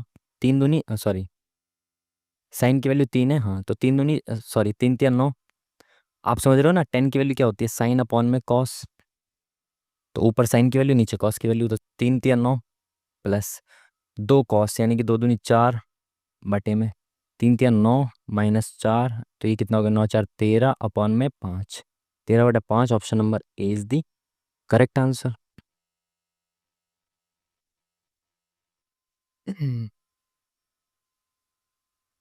चलिए, इनका HCF निकालना है। तो HCF के लिए आप क्या करोगे, इनका डिफरेंस लेना होता है। ये ऑप्शन क्या दे रखा है, अच्छा अच्छा, इसने बोला किस किन संख्याओं के बीच में होगा। तो यहाँ तो भाई HCF ही निकालना पड़ेगा, डिफरेंस से तो काम चलेगा नहीं। चलो, तो इसको तोड़ के देखो भाई, पहली सबसे छोटी संख्या को तोड़ना है। देखो HCF निकालने का ना एक और तरीका मैं आपके साथ शेयर करता हूँ, मैं ऐसे ही करता हूँ मोस्टली। जब ऐसी ऊट पटांग संख्याएं होती है ना, तो क्या करते हैं, इसको तोड़ो मतलब किसी भी 2-3 पेयर, जो भी पेयर होंगे तोड़ो इनको, छोटी संख्या को, सबसे छोटी संख्या को। ये 2 से 3 से नहीं कटेगा, 4 5 6 7, 7 से भी नहीं कटेगा, 8 9 से भी नहीं कटेगा, 11 से भी नहीं कटेगा, 12 13, 5 65, 13×9 = 117। ये 13 से कट जाएगा, तो 13 × 13 × 5 = 65 और 11 बचा, 13×9 = 117। अब देखो हाईएस्ट कॉमन फैक्टर क्या होता है, जो हर एक संख्या के अंदर हो। मेरी बात को बहुत ध्यान से सुनना, जो हर एक संख्या के अंदर होता है वो हाईएस्ट कॉमन फैक्टर होता है। यहाँ पे 13 भी है और 59 भी है। 59 से तो मैं काट नहीं सकता, 59 का टेबल नहीं आता। बट मैं 13 से तो काट के सभी संख्याओं को देख सकता हूँ ना। सभी संख्याओं में या तो 13 होगा या 59 होगा या दोनों होंगे। तो मैं 13 से काट के पहले देखूंगा कि इसके अंदर 13 है या नहीं है। तो जब मैं इसको 13 से काटूंगा तो 13×6 = 71, 13×7 = 91, 9 बचा, 13×7 = 91, 13 से नहीं कटता ये। तो इसके अंदर अगर 13 नहीं है तो 59 100% होगा। अगर HCF एक नहीं है तो एक तो ऑप्शन में ही नहीं है, तो 59 इसके अंदर 100% होगा अगर 13 नहीं है तो। तभी तो 59 HCF हो सकता है, बिल्कुल। अब देखो यहाँ पे ही मेरे को दिख रहा है कि और कुछ है ही नहीं कॉमन, तो 59 ही कॉमन है, खत्म 59 HCF। बाकी इसमें भी 13 से काट के देख सकते हो। तो अब इसमें 13 से काटने का भी क्या फ़ायदा, अगर इसमें 13 है भी तो भी हाईएस्ट कॉमन फैक्टर तो नहीं हो सकता ना, क्योंकि 13 इसमें नहीं है। सिंपल सी बात है, 59 होगा इसका क्या हाईएस्ट कॉमन फैक्टर। तो option number D is the correct answer. आप मेरी बात को समझ पाए, नहीं समझ पाए तो दोबारा से सुनना मैंने क्या कहा था, ठीक है, वीडियो पीछे करके। किसी वस्तु को इतने में बेचने पर, कलर चेंज करो पहले। किसी वस्तु को इतने किसी वस्तु को इतने परसेंट की हानि पर बेचा गया। वस्तु को इतने रुपए अधिक में बेचा जाता तो 9.5% का लाभ होता, यानी कि इतने रुपए बढ़ने से उसका हानि भी कवर हो गई और इतना लाभ भी मिल गया। तो ये रुपए जो हैं ये किसके बराबर हो गए, 9.5% की लाभ प्लस ये हानि। तो ये 1104 रुपये कितने परसेंट के बराबर हो गए, 10 20 3 23%, है ना। क्योंकि इतने रुपए बढ़ा दिए तो ये हानि भी कवर हो गई प्लस लाभ भी हो गया। तो कुल मिला के कितने परसेंट के बराबर हो गए रुपए, 23%। 13.5 और 9.5 23% के बराबर हो गए। तो इस 23% की वैल्यू 1104, क्रय मूल्य यानी कि 100% की वैल्यू पूछ रहे हैं। तो 23 × 100, तो कैसे करें इसको, 23 25 × 4 = 100, 23 × 4 = 92, और 92 के बाद कितना बचा, 18। तो 23 अट्ठे 8 × 3 = 24 और 16 17 18, 23 अट्ठे तो 4800। Option number C is the correct answer. ठीक है जी। चलिए नेक्स्ट क्वेश्चन। 1 विलियन में अल्कोहल और जल का रेशियो ये है, तो अल्कोहल और जल, ठीक है, वैसे की वैसे लिख देता हूँ जैसे पढ़ता हूँ ना, ताकि मेरे को समझ में आसानी रहे। ए से अल्कोहल, जैसे जल। रेशियो कितना है, 4:3। इस विलियन की 350 ml मात्रा में कितना पानी मिलाया जाए, यानी कि विलियन जो है ना ये वाला, मिक्सचर जो है इसकी वैल्यू कितनी है, 350 ml है। ठीक है, अभी नहीं तोड़ूंगा मैं इसको कि 350 ml है तो तोड़ दिया ना। ये बोल रहा है कितना पानी मिलाया जाए कि अल्कोहल और जल का अनुपात कितना हो जाए, 5 और 6 हो जाए। अब आप मेरे को एक बात बताओ, इसमें मेरे को पानी तो मिलाना है, जल ही तो मिलाना है, अल्कोहल से तो छेड़छाड़ नहीं करनी है ना। तो इसमें जल बढ़ना चाहिए, अल्कोहल क्यों बढ़ रहा है, तो अल्कोहल को सेम बना दो, इसमें इंटू 5 कर दो, इसमें इंटू 4 कर दो। इंटू 5 दोनों में करना पड़ेगा, तभी रेशियो पे कोई फर्क नहीं पड़ेगा। तो ये कितना हो गया, 5 चौक 20, और ये 5 दिया 15। ये कितना हो गया, 5 चौक 20, 6 चौक 24। ठीक है, तो इस रेशियो से इस रेशियो में मेरे को लाना है। अब देखो जल कितना मिलाया मैंने इसमें, 9। 9 रेशियो मिलाया जल, ठीक है। अब एक्चुअल 9 रेशियो की वैल्यू क्या है ये बताना आपको। देखो 20, 30 और 5 35, ये जो विलियन था, ये जो मिक्सचर था, इसकी वैल्यू कितनी दे रखी थी, 350 ml। तो 20 35 रेशियो की वैल्यू अगर 350 है तो एक रेशियो की वैल्यू 10 है, दिख रहा है आपको। तो 9 रेशियो की वैल्यू कितनी होगी, 90। Option number D is the correct answer. एक रेलगाड़ी की चाल उसकी सामान्य चाल से 20 किलोमीटर बढ़ा दी जाती है तो उसे 300 किलोमीटर की दूरी तय करने में 2.5 घंटे कम समय लगता है। तो रेल गाड़ी की अपनी सामान्य चाल से इतनी दूरी तय करने में कितना समय लगेगा। तो अगर वो पहले 300 किलोमीटर चल रही थी एक्स चाल से, तो उसको ज़्यादा समय लग रहा था। अब उसने क्या किया, 300 किलोमीटर चलने में स्पीड बढ़ा दी, तो अब उसको 2.5 घंटे कम लग रहे हैं। यानी इस पहले वाले समय से अब 2.5 घंटे कम लग रहे हैं, तो इसमें से इसको माइनस करूंगा तो 2.5 आना चाहिए। ठीक है, अगर भाई इसको सॉल्व करने जाओगे ना तो यहाँ पे बनेगी क्वाड्रेटिक इक्वेशन। मैं ऐसा नहीं करता, मैं ऑप्शन पुट करके देखूंगा सबसे पहले। ठीक है, तो ऑप्शन पुट करना अगर मैं शुरू करूँ, अगर मैं एक्स की वैल्यू 20 रख दूँ तो ये 40 हो गया। और ये इससे इसको काटा, यहाँ पे भी ऑप्शन 20 पुट किया तो ये कितना हो गया, 15 हो गया।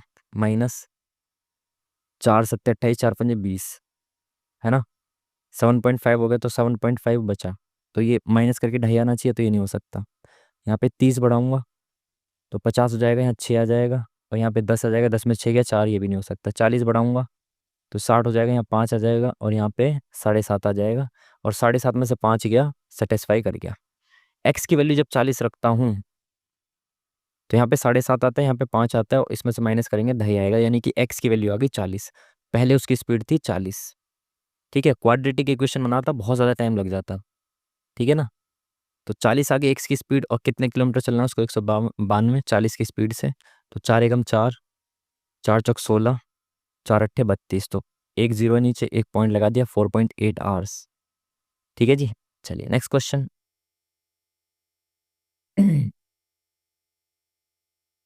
ये इक्वेशन है, इसने बोला एक्स का मान ज्ञात करें इसमें। तो 8वीं क्लास से करते हुए आ रहे हो आप, बेसिक तरीके से ही कर दो, है ना। बेसिक से कैसे करोगे आप, इससे और लास्ट वाले को, इसको और लास्ट वाले को इंटू करने पे क्या आ रहा है, 3 दूनी 6, माइनस का 6 आ रहा है, माइनस का 2 है ना, 3 दूनी 6 आ रहा है। तो इस बीच वाले को ऐसे तोड़ना है दो भागों में कि इंटू करो तो माइनस का 6 आए, और जोड़े तो प्लस का 5 आए, है ना। तो कैसे तोड़ सकते हो, 6 एकम 6, है ना। और माइनस का 1 रखना पड़ेगा आपको, 6x, और माइनस का 1x। जब इंटू करेंगे तो -6 आएगा, और प्लस करेंगे तो +5 आएगा। ठीक है, तो 3x² plus 6x minus x। ठीक है, तोड़ दिया बिल्कुल, -2। अब इसको तोड़ो, 3x कॉमन ले लिया, x+2। ठीक है, तो अंदर प्लस रखना है तो बाहर -1 कॉमन ले दिया मैंने, x, और यहाँ +2। तो एक इन दोनों को 0 रख दोगे आप, 3x -1 बराबर 0। तो x की वैल्यू कितनी आ गई, 1/3। और इसको 0 रखोगे तो x की वैल्यू आ जाएगी -2। तो -2 और 1/3, option number B is the correct answer. ठीक है जी, चलिए option number B is the correct answer.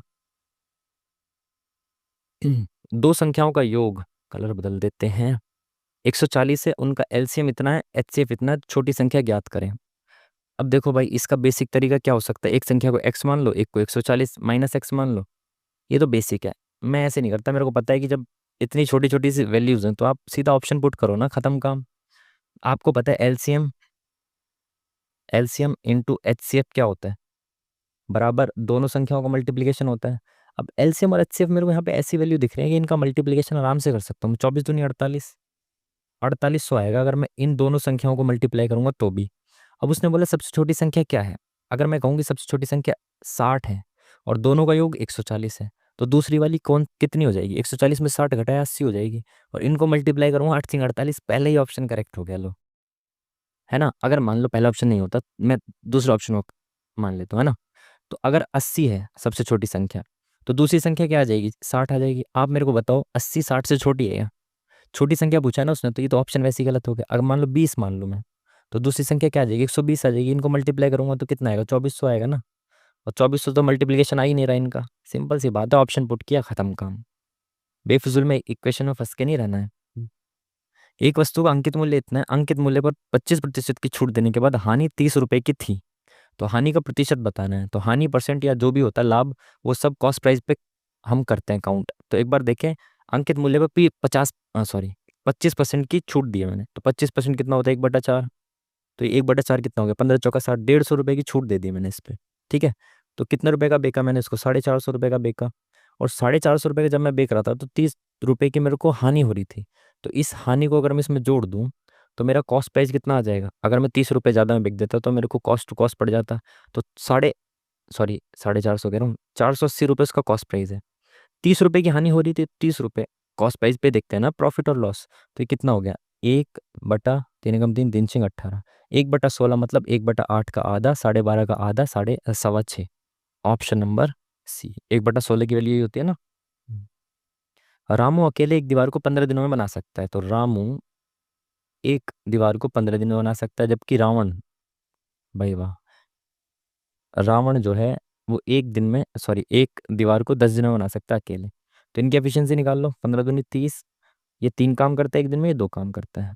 ठीक है, रामू ने 5 दिन तक काम किया, तो एक दिन में रामू 2 काम करता है, 5 दिन में इसने 10 काम कर दिया रामू ने। ठीक है, फिर अगले 3 दिन के लिए रावण और रामू ने मिल के काम किया, तो मिल के कितना काम कर रहे थे, ये 5 काम कर रहे थे, और 3 दिन तक इन्होंने काम किया, तो कितना कर दिया, 5 दिया 15 काम कर दिया।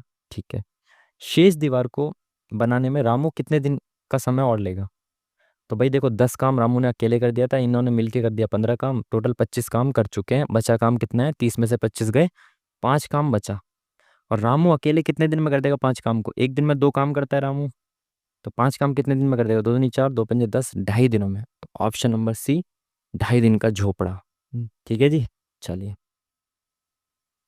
एक वृत्त के त्रिज्यखंड का क्षेत्रफल इतना है, इसका केंद्रीय कोण इतना है, वृत्त की त्रिज्या बतानी है। आई थिंक मैथ का लेवल तो आज बहुत ईजी है ना, कोई भी क्वेश्चन ऐसा नहीं है अभी तक भी दिक्कत वाला। त्रिज्यखंड का क्षेत्रफल क्या होता है भाई, थीटा अपॉन में 360 इंटू में, अगर आपसे एरिया का, सॉरी, एरिया पूछा है तो इंटू पाई आर स्क्वायर कर दो, अगर आपसे चाप की लंबाई पूछी है तो इंटू 2 पाई आर कर दो। ठीक है, ठीक है। अब बराबर कितना दे रखा है एरिया, 308। ठीक है, अब थीटा दे कितना रखा है, 45 रख दिया थीटा को मैंने। ठीक है, तो 45 दूनी 90, 9 चौक 36, तो 45 अट्ठे कितना हो गया, 360। ठीक है, तो 8 इधर गया मल्टीप्लाई में। ठीक है, ये पाई इधर से इधर आ जाएगा, 22/7 इधर आके 7/22 हो जाएगा।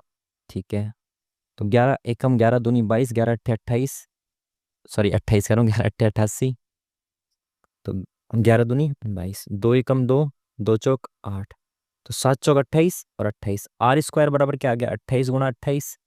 पूछा गया इसने वृत्त की त्रिज्या बतानी है, आर स्क्वायर 28 इंटू 28, तो आर कितना आ गया, 28। Simple, option number 1 is the correct answer, easy question. चलिए, 6 12 18 28 में से प्रत्येक में x जोड़ा जाता है, तो इस तरह प्राप्त संख्याएं एक अनुपात में होती हैं, इसका मान इनमें से किसके बराबर है। ये क्वेश्चन मुझे बहुत समय बाद देखने को मिल रहा है। बोल क्या रहा है, इसने बोला है 6 12 18 28 में प्रत्येक में से x जोड़ा जाता है, इन सब में मैंने कोई एक संख्या जोड़ी जिससे ये सभी एक रेशियो समानुपात में आ गई। ठीक है, सेम रेशियो में आ गई, है ना।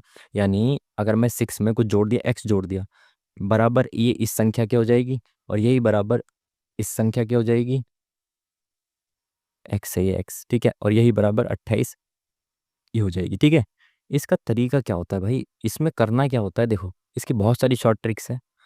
इसमें करना क्या है आपको, बेसिक इनका पहले वाली होगा डिफरेंस देखना, इनका पेयर करके डिफरेंस देखना है आपको। तो 6 और 12 का डिफरेंस 6 है, 18 और 28 का डिफरेंस 10 है, तो इसको शॉर्ट फॉर्म में ले जाओ, 2 3 2 3 6 2 5 10, शॉर्ट फॉर्म में ले गए। ठीक है, अब इसमें करना है क्या, इसको या तो सेकंड वाले से या फर्स्ट वाले से मल्टीप्लाई करो।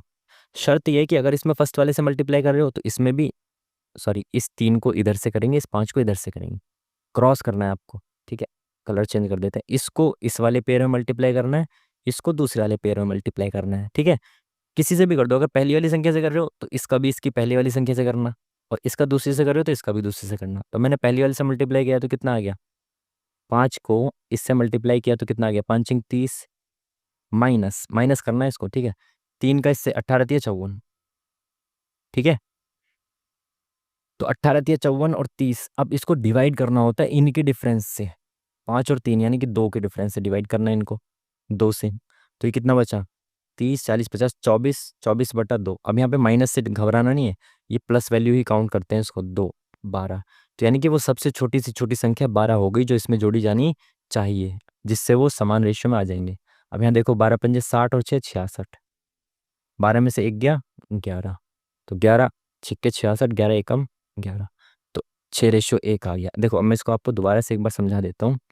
इसमें करना है क्या, देखो 6 12 18 28। ठीक है, पहले आपको इनका डिफरेंस लेना है और फिर आपको इनका डिफरेंस। तो इनका डिफरेंस कितना आ गया, 6 आ गया। ठीक है, इनका डिफरेंस 10 आ गया। ठीक है, इसको शॉर्टेस्ट फॉर्म में बदल दिया, 2 तिया 6, 2 पंजे 10, है ना, रेशियो ले लिया इनका शॉर्ट। ठीक है, अब इस 3 की वैल्यू, इस 5 की वैल्यू को करना क्या है, आपको कलर बदलना है पहले तो। ठीक है फिर इससे इधर मल्टीप्लाई करना है, फर्स्ट वाले नंबर से या सेकंड वाले से, जिससे भी करो, इसमें भी इससे ही करना है मल्टीप्लाई। इस 3 को भी इसके फर्स्ट नंबर से मल्टीप्लाई करना है। ठीक है, इनका डिफरेंस लेना है। ठीक है, और इनका भी डिफरेंस लेना है फिर। तो ये कितना हो गया, 6 पंजे 30, या फिर पहले इसकी मल्टीप्लाई कर लो, 18 तिया 54, जिस मर्जी से कर लो, कोई दिक्कत नहीं है, वैल्यू पॉजिटिव ही लेनी है आपको। ठीक है, तो 6 पंजे 30 माइनस 18 तिया 54 डिवाइडेड बाई इनका डिफरेंस, नीचे वालों का डिफरेंस कितना है, 2, तो 24/2 बराबर 12।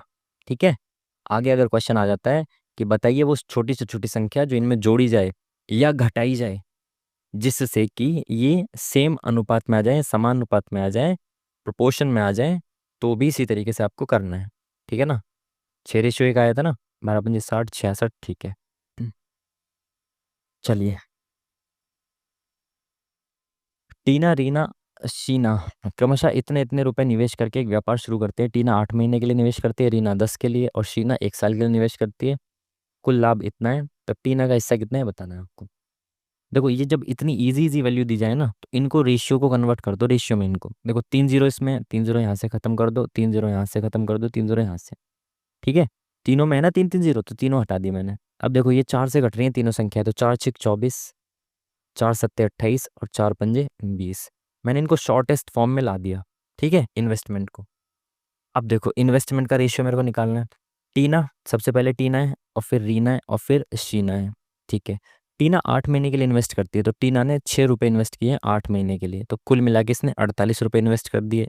ठीक है, रीना ने कितने इन्वेस्ट किए, 7 रुपये, और कितने महीने के लिए इन्वेस्ट किए, 10 महीने के लिए, तो इसने 70 रुपये इन्वेस्ट कर दिए, 10 सत्ते 70। ठीक है, इसने 12 महीने के लिए इन्वेस्ट किया, तो 12 पंजे 60। ठीक है, अब कट रहा है क्या, और दोबारा से काट दो, 2 दूनी 4, 2 चौका 8, 35।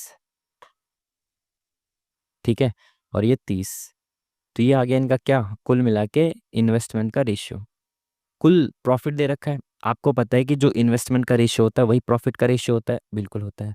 तो प्रॉफिट भी इसी रेशियो में होगा इनको, जिस रेशियो में इन्होंने इन्वेस्टमेंट किया है। तो पहले को इतने का प्रॉफिट, दूसरे को इतने का, तीसरे को इतने का, टोटल कितना प्रॉफिट हो गया, 3 6 8 और 5 4 9, 89 रुपये का प्रॉफिट होगा इनको टोटल। और एक्चुअल में 89 की वैल्यू कितनी दे रखी है ये, तो एक रेशियो की वैल्यू निकालने के लिए इससे भाग दे दूंगा 89 से इसको, 2 5 8 1 0। ठीक है, आई थिंक ये वैल्यू बड़ी हो जाएगी, तो इसको काट के लिखेंगे एक बार यहाँ पे साइड में, चलो कोई नहीं, ऐसे ही कर देते हैं। इसकी वैल्यू 89 रेशियो की वैल्यू ये दे रखी है, तो मैंने एक रेशियो की वैल्यू निकाली, तो इससे 89 को डिवाइड कर दिया। ठीक है, पूछा गया इसने टीना का हिस्सा बताना, टीना का हिस्सा कितना है, 24, तो इंटू 24, क्योंकि मुझे 24 की वैल्यू निकालनी है। ठीक है, 89 से इसको काटना है भाई, तो 9 दूनी 18, 9 तिया 27, तो इंटू 2 होगा पहले। अप्रोक्सीमेशन से भी कर सकते हैं, देखो इसको, ये 6960 है, ये 10, ये 8, ये 8.5 के आसपास, देखो ऑप्शन ना बहुत दूर दूर है, तो मैं इस 89 को ना 90 भी मान सकता हूँ, 90 मान के मैं 0 से 0 काट के फिर 9 से काट सकता हूँ इसको। ठीक है, वो भी अप्रोक्सीमेटली में जाके तो भी हो जाएगा ही, है ना। बाकी इसको करके देखें तो 89 दूनी कितने हुए, 9 दूनी 18, 9 दूनी 18 में से दो गया 178। तो इसको काटा तो दो बार में गया 178 आया, तो 258 में से 178 गया, कितना बचा 0, 15 में 7 गया 8, 80 बचा, है ना। तो 80 इधर चला गया, तो ये हो गया 801, तो 9 अट्ठे 72, तो 8 बार में जाएगा ये 72, 720 में से 9 गया 711, तो 801 में से 711 गई, कितना बचा 0, 9, 90। अच्छा, ये 9 बार में पूरा जा रहा है क्या इससे, 9 में 81, 9 अट्ठे 72 और 8 80, बिल्कुल सही भाई, 9 बार में ये पूरा चला गया। तो ये आ गया 29 और 0 यहाँ पे आ जाएगा, ठीक है, एक 0 ये बच गया ना, ठीक है। अब इसको 24 से मल्टीप्लाई करेंगे तो 0, 4 निम 36, 4 दूनी 8। अब देखो लास्ट में देखो 6 इसी में आ रहा है बस, बट यार यहाँ पे तो और भी कुछ आ सकता है ना, आ सकता है मैं कह रहा यहाँ पे 6 आ रहा है, नहीं नहीं नहीं नहीं, ये तो 0 है ना, इसकी तो मल्टीप्लाई करनी है तो यूनिट डिजिट तो 6 ही आना चाहिए ना, 9 चौक 36, बिल्कुल सही है। तो 6 इसमें आ रहा है और किसी में आ रहा है कि नहीं, नहीं इसी में आ रहा है 6, यूनिट डिजिट खत्म, पूरी मल्टीप्लाई करने की भी जरूरत नहीं है। चलो जी, खत्म काम। चलिए, एक पेट्रोल टैंक की लंबाई इतनी, चौड़ाई इतनी, गहराई इतनी है, पूरी तरीके से भरे जाने पर पेट्रोल के टैंक में कितने लीटर पेट्रोल आएगा। आप इस चीज़ को ध्यान रखना, लीटर पेट्रोल पूछा गया है। एक बार क्या हुआ, सी सेट के यूपीएससी का सी सेट आता है ना, प्रीलिम्स होता है, उसमें एक जनरल स्टडीज का होता है, एक सी सेट का होता है, उसी में आया था ये क्वेश्चन, शायद 2021 या 21 या 20 में आया था शायद। तो उसने पूछा 1 मीटर क्यूब में बताओ कितना लीटर आता है, ये पूछा उसने। सिंपल सा क्वेश्चन देख रहे हो आप, तो आपको पता होना चाहिए कि 1 मीटर क्यूब कितने लीटर के बराबर होता है, 1000 लीटर के बराबर होता है वो। ठीक है, तो आपको पता है कि इस टैंक में पानी कितना आएगा या पेट्रोल कितना आएगा, इसकी वॉल्यूम के बराबर आएगा। तो वॉल्यूम निकालें, तो वॉल्यूम क्या होता है, L into B into H, L into B into H. ठीक है, अरे भाई क्या हो गया तुझे, माउस भी हमारा ऐसे ही चल रहा है। 25 पंजे 125, ठीक है, एक जीरो और ये दो जीरो, ठीक है, ठीक है। हाँ क्या आ गया, ये मीटर की क्यूब आ गया। ठीक है, तो 1 मीटर की क्यूब बराबर होता है 1000 लीटर के, तो अब इसमें इंटू करना पड़ेगा 1000 से। तो कितनी जीरो जाएंगे, तीन, ये दो, ये 5 जीरो होनी चाहिए, तो इसमें कितनी है, तीन और एक चार, तीन, दो, तीन और दो पाँच, option number D is the correct answer. ठीक है ना, तो ये चीज़ें आपको पता होनी चाहिए, बहुत टाइम है, आराम से करेंगे, कोई दिक्कत वाली बात नहीं है। एक निश्चित संख्या के 8वें भाग के 5/6, 5/6 भाग का 4/5 संख्या बतानी है क्या यार। एक संख्या मैंने मान ली एक्स है, एक्स के 8वें भाग यानी इसका 1/8 के 5/6 यानी कि इसके 5वें छठे का 4/5, तो 4/5 बराबर कितना दे रखा है, 4365। ठीक है, बोल रहा है संख्या बतानी है, तो संख्या एक्स का मान बताना है आपको। देखो 5 से 5 कैंसिल, 4 एकम 4, 4 दूनी 8, तो यहाँ कितना बचा, 6 दूनी 12, तो ये दो 12 इस यहाँ पे डिवाइड में है, तो यहाँ पे जाके इनटू में हो गया, खत्म काम। इसको मल्टीप्लाई कर दो, 12 पंजे 60, 12 6 72 और 6 78, 8 जीरो है क्या, दो तीन ऑप्शन में है, 12 6 72 और 6 78, 12 3 36, 4 40 और 3 43, 12 4 48, 50 और 3 53, तो 53 380 ऑप्शन नंबर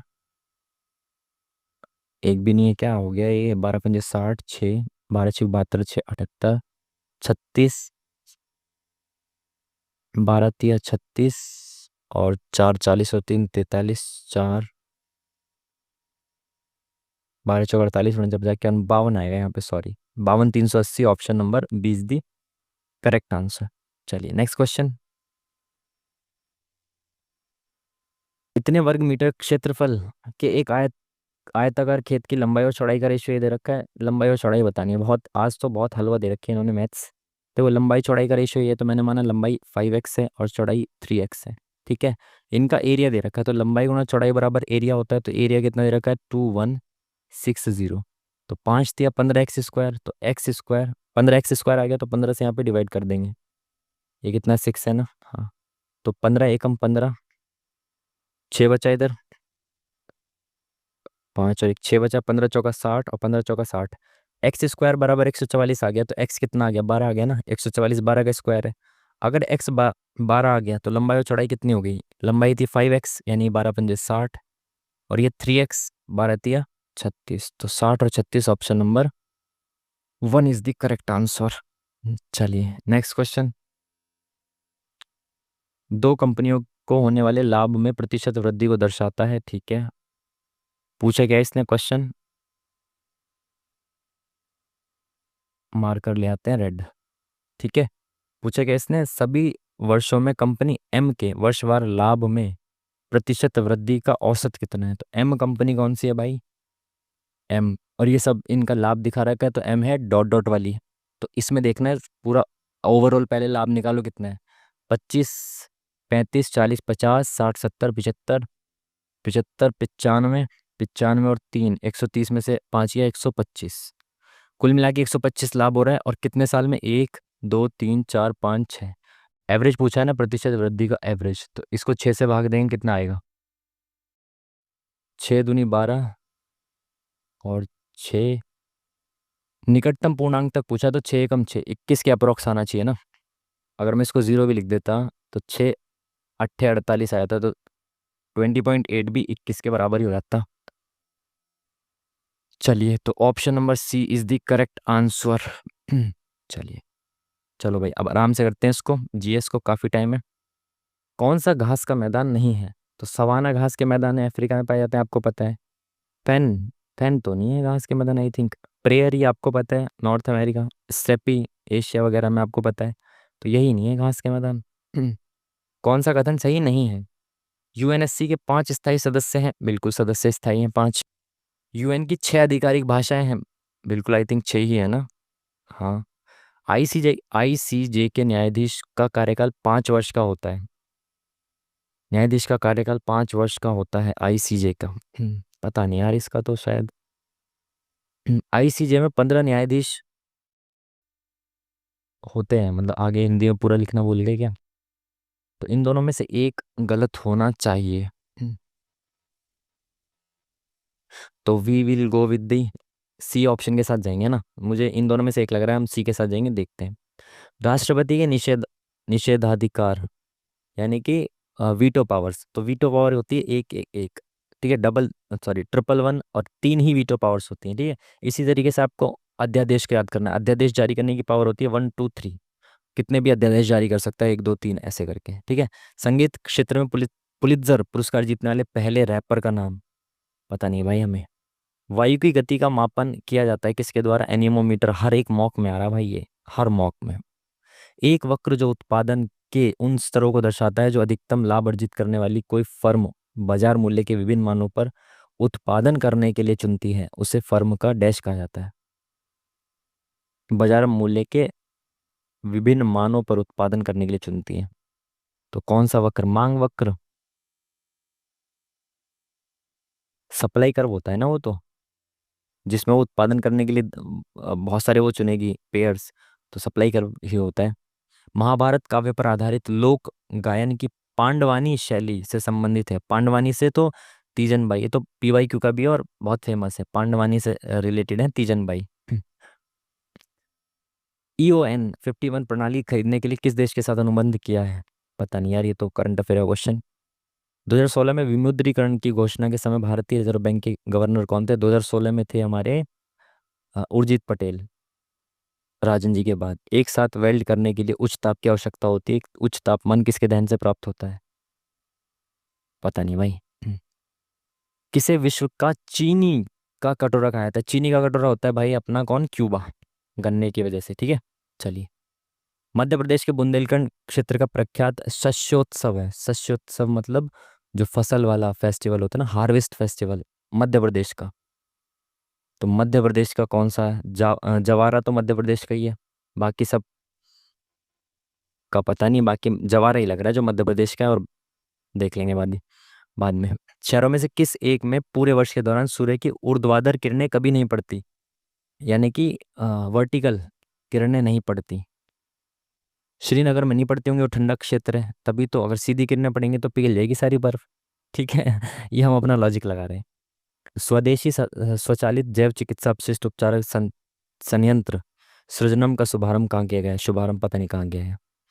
पंजाब और हरियाणा के लोग अच्छी अच्छे डैश के लिए भगवान को धन्यवाद करने के लिए बैसाखी का त्यौहार मनाते हैं। तो अच्छी फसल के लिए मनाया था ना बैसाखी। तो आगे बढ़ो यार, 5 ही मिनट रह गए, जल्दी चलते हैं। भूमि क्या कहलाती है जिसमें किसी एक कृषि वर्ष के दौरान एक या एक से कम वर्ष के समय के लिए कृषि नहीं की जाती? एक से कम के लिए होती है भाई पड़ती भूमि। बाकी ये सब आपने क्लासिफिकेशन मैंने एक बार आपको समझाया भी था, ज्योग्राफी में दिया भी है। कहाँ ब्रिटिश ईस्ट इंडिया कंपनी ने 1639 में जो है फैक्ट्री स्थापित की, व्यापार चौकी 1639 में? कहाँ पे की थी? मद्रास में। मद्रास नहीं है क्या ऑप्शन? मद्रास पट्टनम लिख रखा है, मद्रास में की थी ना 1639। अर्जुन पुरस्कार पाने वाले पहले भारतीय निशानेबाज कौन है? पता नहीं यार, आगे देखेंगे ना, अभी मेरे को करंट अफेयर वगैरह कुछ नहीं पता। वह स्तूप स्थल जहाँ जिसका संबंध भगवान बुद्ध के जीवन की किसी घटना से नहीं रहा? सारनाथ, पहला उपदेश, सांची, बोध गया, ज्ञान की प्राप्ति, कुशीनगर, मृत्यु। तो इसका संबंध आई थिंक नहीं होगा। 39वें राष्ट्रीय खेल कहाँ आयोजित किए जाएंगे? कहाँ किए जाएंगे ये आई थिंक होंगे मेघालय में। और 38वें कहाँ हुए थे? यूके, उत्तराखंड में। कांच वास्तव में क्या है? क्रिस्टलीय ठोस, आयनिक ठोस, प्रत्यास्थ ठोस, कांचित द्रव। आई थिंक लिक्विड होता है कांच। अब ये कैसा लिक्विड होता है मुझे ये नहीं पता, बट इतना मैंने पढ़ा है कि वो लिक्विड फॉर्म होता है कुछ ऐसे करके। प्रथम पंचवर्षीय योजना के दौरान कितने भारतीय प्रौद्योगिकी संस्थान, आईआईटीज, तो आईआईटी 5 स्थापित किए गए थे पहले पंचवर्षीय योजना के दौरान। नेताजी सुभाष चंद्र बोस द्वारा आजाद हिंद फौज के हिस्से के रूप में गठित महिला रेजिमेंट, झांसी की रानी रेजिमेंट। ये तो आपने पढ़ा ही होगा, काफी फेमस। संघ लोक सेवा आयोग अपना वार्षिक प्रतिवेदन सौंपता है किसको? सभी लोग भाई मोस्टली राष्ट्रपति को ही सौंपते हैं अपनी जो भी रिपोर्ट्स हैं। शरीर के निम्नलिखित में से कौन सी ग्रंथि अंतःस्रावी और बाह्यस्रावी दोनों प्रकार की ग्रंथि होती है भाई आपकी? पेनक्रियाज। ये तो PYQ में भी आपने पढ़े होंगे बहुत बार। 19वीं शताब्दी में हिंदू धर्म सभा की स्थापना किसने की थी? हिंदू धर्म सभा की स्थापना की थी राधाकांत देव ने। कितने में की थी? आई थिंक 1820 के आसपास शायद। स्ट्रेट ड्राइव किसने लिखी थी भाई? लिटिल चैम्प, हमारे लिटिल मास्टर सुनील गावस्कर जी ने। विश्व रेडियो दिवस कब मनाया जाता है? ये वैलेंटाइन डे से एक दिन पहले मनाया जाता है। इसलिए मेरे को याद है क्योंकि एक मॉक में पहले भी आया था, उस वक्त नहीं कर पाए थे, फिर याद कर लिया। मथुरी लोक नृत्य किस राज्य में प्रचलित है? मथुरी, मथुरी कहाँ पे है भाई? बाद में देखते हैं, अभी याद नहीं है। फलों का वह प्रकार जिसमें लीची को रखा जा सकता है? लीची को रखा जा सकता है एक बीजी बेरी, वन सीडेड बेरी, इसमें भी एक बीज होता है आई थिंक ये हो, आई एम नॉट श्योर, देखते हैं। भ्रमण के दौरान गांधी जी ने अपना सिर मुंडवा लिया और धोती पहनना आरंभ किया ताकि वे गरीबों के समतुल्य पहचाने जा सके। तो ये तो भाई इसमें भी आया था ना क्वेश्चन कि उन्होंने पहली बार धोती कब पहनी थी, ऐसे कुछ करके। तो वो कौन सा मूवमेंट था जब उन्होंने ये किया था? वो था दक्षिण भारत का आंदोलन। और उसमें कब मुंडवाया था? अभी बाद में देखते हैं इसको। यूएनओ का मुख्यालय कहाँ पे? यूएनओ, यूएनओ है न्यूयॉर्क में। 1929 में भारत के औपनिवेशिक स्वराज्य डोमिनियन स्टेटस के अस्पष्ट प्रस्ताव की घोषणा की थी किसने? 1929 में कौन था यार? 1929 में था इरविन पैक्ट, आया था ना, लॉर्ड इरविन। क्या कह रहा है ये पता नहीं, बस 1929 में कौन था ये देख लिया हमने। इतिहास में किसे बादशाह खान, सीमांत गांधी, खान अब्दुल खान, गफ्फार खान, ठीक है। उच्चतम न्यायालय का आदर्श वाक्य क्या है? ये होता है यतो धर्मस्ततो जया, यानी कि जहाँ धर्म है वहीं विजय है, ऐसा कुछ करके होता है। जीन के आधार पर अनुक्रम परिवर्तन क्या कहलाता है? जीन के आधार पर अनुक्रम परिवर्तन क्या कहलाता है? फ्यूजन लिख देते हैं, मुझे पता नहीं है इसका, है ना। प्रथम बार सेवा कर भारत में किस वर्ष लागू किया था? सर्विस टैक्स, ये पहले भी 2 से 3 मॉक में आ चुका है। सर्विस टैक्स आया था आई थिंक 94 में या 98, 94 में आया था आई थिंक, हाँ। ये पहले भी 3 मॉक में आ चुका है, 2-3 मॉक में। एक नदी है बंदरगाह कौन सा है? कोच्चि, मुंबई, कोलकाता और तूतीकोरिन। तो कलकत्ता ही होगा नदी पत्तन, वही वहाँ पे है ना, डेल्टा वगैरह बना हुआ है, तो शायद ही होना चाहिए। किस देश कौन सा देश चीन के चांग E8 चंद्र मिशन में शामिल हुआ? पता नहीं भाई कौन है। निर्वाचन मंडल जो भारत के राष्ट्रपति का चुनाव करता है का गठन कौन करता है? राज्यपाल, संसद के प्रमुख, पूर्व राष्ट्रपति, संसद और राज्य विधानसभाओं के निर्वाचित सदस्य। संसद के प्लस राज्य विधानसभाओं के नॉमिनेटेड नहीं आते इसमें, इसमें इलेक्टेड आते हैं। निर्वाचित सदस्य आते हैं, प्लस दिल्ली और पांडुचेरी पुदुचेरी की भी विधानसभाओं के सदस्य इसमें भाग लेते हैं राष्ट्रपति के निर्वाचन में। ठीक है, चलिए अब इसमें देखें कौन सा रह गया हमारा। ऑलमोस्ट इसमें सारे अटेम्प्ट किए हैं। अबे नीचे आ जा भाई। अच्छा इसमें ऐसे आएगा नीचे। हमारा माउस माउस खराब है।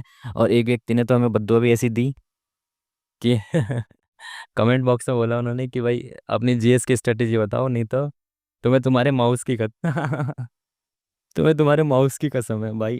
वो कुछ लिखना और चाह रहे थे या पता नहीं, लेकिन माउस की कसम दे दी उन्होंने। तो माउस और ज़्यादा ख़राब हो गया उस दिन से।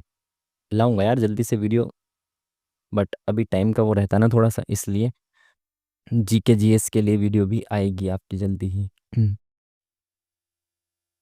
देखिए कौन कौन से रह गए। EON 51 प्रणाली खरीदने के लिए किसको चुना गया है। ऑलमोस्ट अभी तो हमने सारे अटेम्प्ट कर दिए जो आते थे। अब जो नहीं आते थे उसको देखते हैं।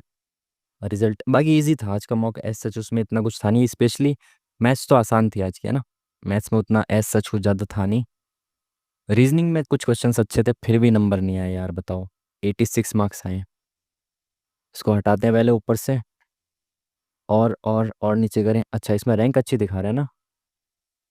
मार्क्स इतने हैं लेकिन रैंक इसमें अच्छी दिखा रहा है। इट मीन्स कि ठीक है, मतलब मॉक का लेवल उतना ईजी नहीं है जितना हम समझ रहे हैं। बट यार हमने क्वेश्चन सॉल्व किया ऐसा उतना, मैथ्स में तो उतना नहीं लगा मेरे को। रीजनिंग में अच्छे खासे क्वेश्चंस तो थे। और इसमें भी हमने 4 गलत किए हैं, पता नहीं कौन से 4 गलत हो गए भाई। जबकि हमने तुक्के भी कम मारे ना रीजन उसमें, जीके जीएस में। देखो सबसे पहले तो आप ये देख लो, ओवरऑल हमने ये किया है। ठीक है, 4 हमारे गलत हुए हैं, 88 हमारे करेक्ट हुए हैं, और 92 हमने अटेम्प्ट किए थे। ठीक है ना। चलिए ये हमारा सेक्शनल स्कोर रहा है। हर एक सेक्शन में हमने कितना कितना किया। ओ माय गॉड, हमने रीजनिंग में भी 2 क्वेश्चन गलत किए हैं। जब भी मैं कहूँ कि ये गलत कहाँ कर दिए हमने क्वेश्चन। रीजनिंग में हमने 2 क्वेश्चन गलत किए हैं। जीके में हमने 2 क्वेश्चन गलत कर दिया, पता नहीं। मैथ्स देखो, मैं कह रहा हूँ ना मैथ्स इजी था, तो मैथ्स में लगभग सारे ही सही, लगभग कह रहा हूँ ऑलमोस्ट, मतलब मैथ्स में सारे सही है। ऑलमोस्ट ऑलमोस्ट मैथ्स में सारे सही हैं, और इसमें 2 क्वेश्चन गलत हुए हैं, पता नहीं कौन से गलत हुए हों, देखेंगे अब हम। और रीजनिंग में 2 क्वेश्चन गलत होना तो भाई पाप का काम है। हमने पाप कैसे कर दिया भाई, देखें। इनकरेक्ट को देखते हैं सबसे पहले। ये कैसे गलत हो गया भाई। इसको हमने ज़्यादा जल्दी में कर दिया क्या, लाइटली लेके। एक बार और दोबारा से इसको सॉल्व करने की कोशिश करते हैं। कलर चेंज कर दें। इसने बोला उत्तर उदय पश्चिम की ओर 25 मीटर चला, तो पश्चिम की ओर इन्होंने 25 मीटर चला। ठीक है, और फिर बाईं ओर मुड़ता है और 55 मीटर चला, बाईं ओर मुड़ा और 55 मीटर चला। ठीक है, फिर वह दाईं ओर मुड़ा और 45 मीटर चला, तो दाईं ओर मुड़ा और 45 मीटर चला। समझ गया। मैंने ये वाला 45 काउंट कर दिया और ये वाला 25 काउंट ही नहीं किया। आई थिंक ये गलती हुई थी, बाकी आगे देखते हैं। अब वह फिर से दाईं ओर मुड़ता है और 70 मीटर चलता है। दाईं ओर मुड़ा 70 मीटर, इससे ऊपर 55 से ऊपर कितना है, 15। ठीक है, प्रारंभिक बिंदु से 15 मीटर उत्तर की तरफ, यानी कि यहाँ से यहाँ जाना था उत्तर की तरफ। तो यहाँ से कितना चलना था इसको, एक तो ईस्ट साइड में चलना था। एक सेकंड, यहाँ से थोड़ी है ये, जब भी मैंने गलत कर दिया ना, यहाँ से चलना शुरू किया है ना उसने।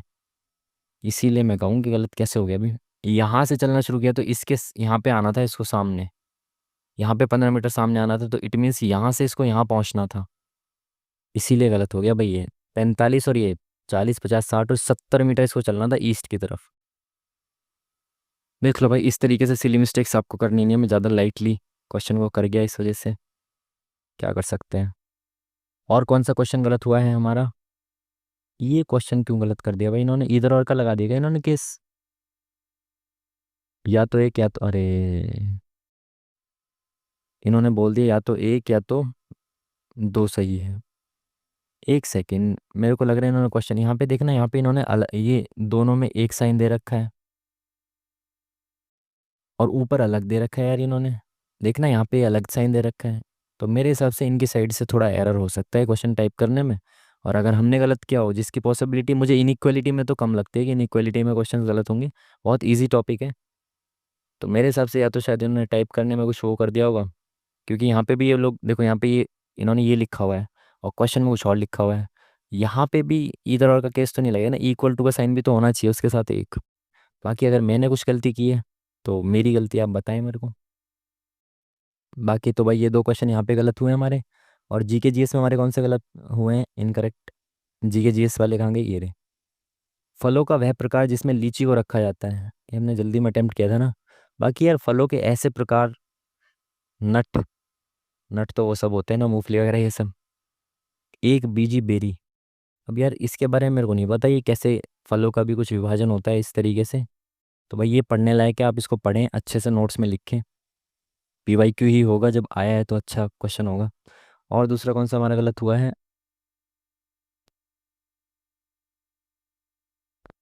जीन के आधार, सॉरी, जीन के भीतर आधार अनुक्रम परिवर्तन कहलाता है उत्परिवर्तन, म्यूटेशन। तो भाई ये भी मैंने शायद तुक्का ही लगाया था ना, फ्यूजन लगा दिया था हम, अरे यार, फ्यू- संयोजन तो वैसे भी नहीं हो सकता, फ्यूजन तो कैसे ही हो जाएगा। क्या यार, कैसी गलतियां करते हैं हम। चलिए, तो कुल मिला के ये था हमारा आज का मॉक टेस्ट, ठीक है।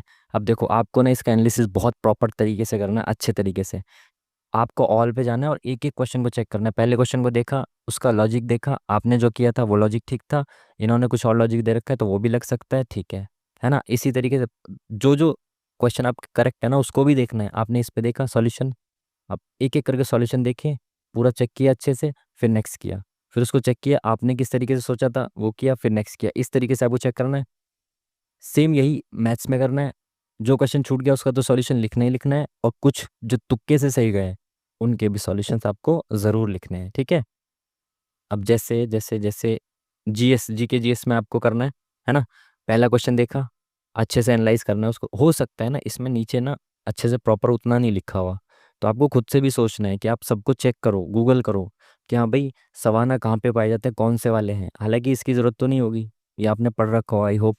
ये बहुत कॉमन सी चीज़ें हैं, बट आपको जिसके बारे में नहीं पता, मान लो नहीं भी पढ़ रखा, उसको अच्छे से चेक करके नीचे अगर जानकारी दी हुई है, आपको लगता है इसमें इतना है कि आपको समझ में आ गया, तो ठीक, तो ठीक है। नहीं तो ना तो नीचे से उतना फालतू लिखना, और ना ही मतलब एक्स्ट्रा कुछ इसमें जानकारी दे रखी है तो वो फालतू चीज़ें नहीं लिखनी। जो ज़रूरी है वो चीज़ें आपको नोट्स बनाने हैं बाकायदा प्रॉपर, और उन नोट्स को बार बार रिवाइज करना है। इस चीज़ को समझो आप, कि मॉक लगाने से ज़्यादा इंपॉर्टेंट है उसका एनालिसिस, ठीक है। तो डेली मॉक लगाइए, और उसके बाद उसका कम से कम 1.5 घंटे, 1.5 घंटे का मॉक है, और 1.5 घंटे से ज़्यादा आपका इसका एनालिसिस में लगना चाहिए, ठीक है। हर एक क्वेश्चन का प्रॉपर बढ़िया तरीके से, ठीक है जी। तो चलिए फिर, ये था आज का हमारा मॉक टेस्ट, ये रहा आज का हमारा मॉक टेस्ट, ठीक है।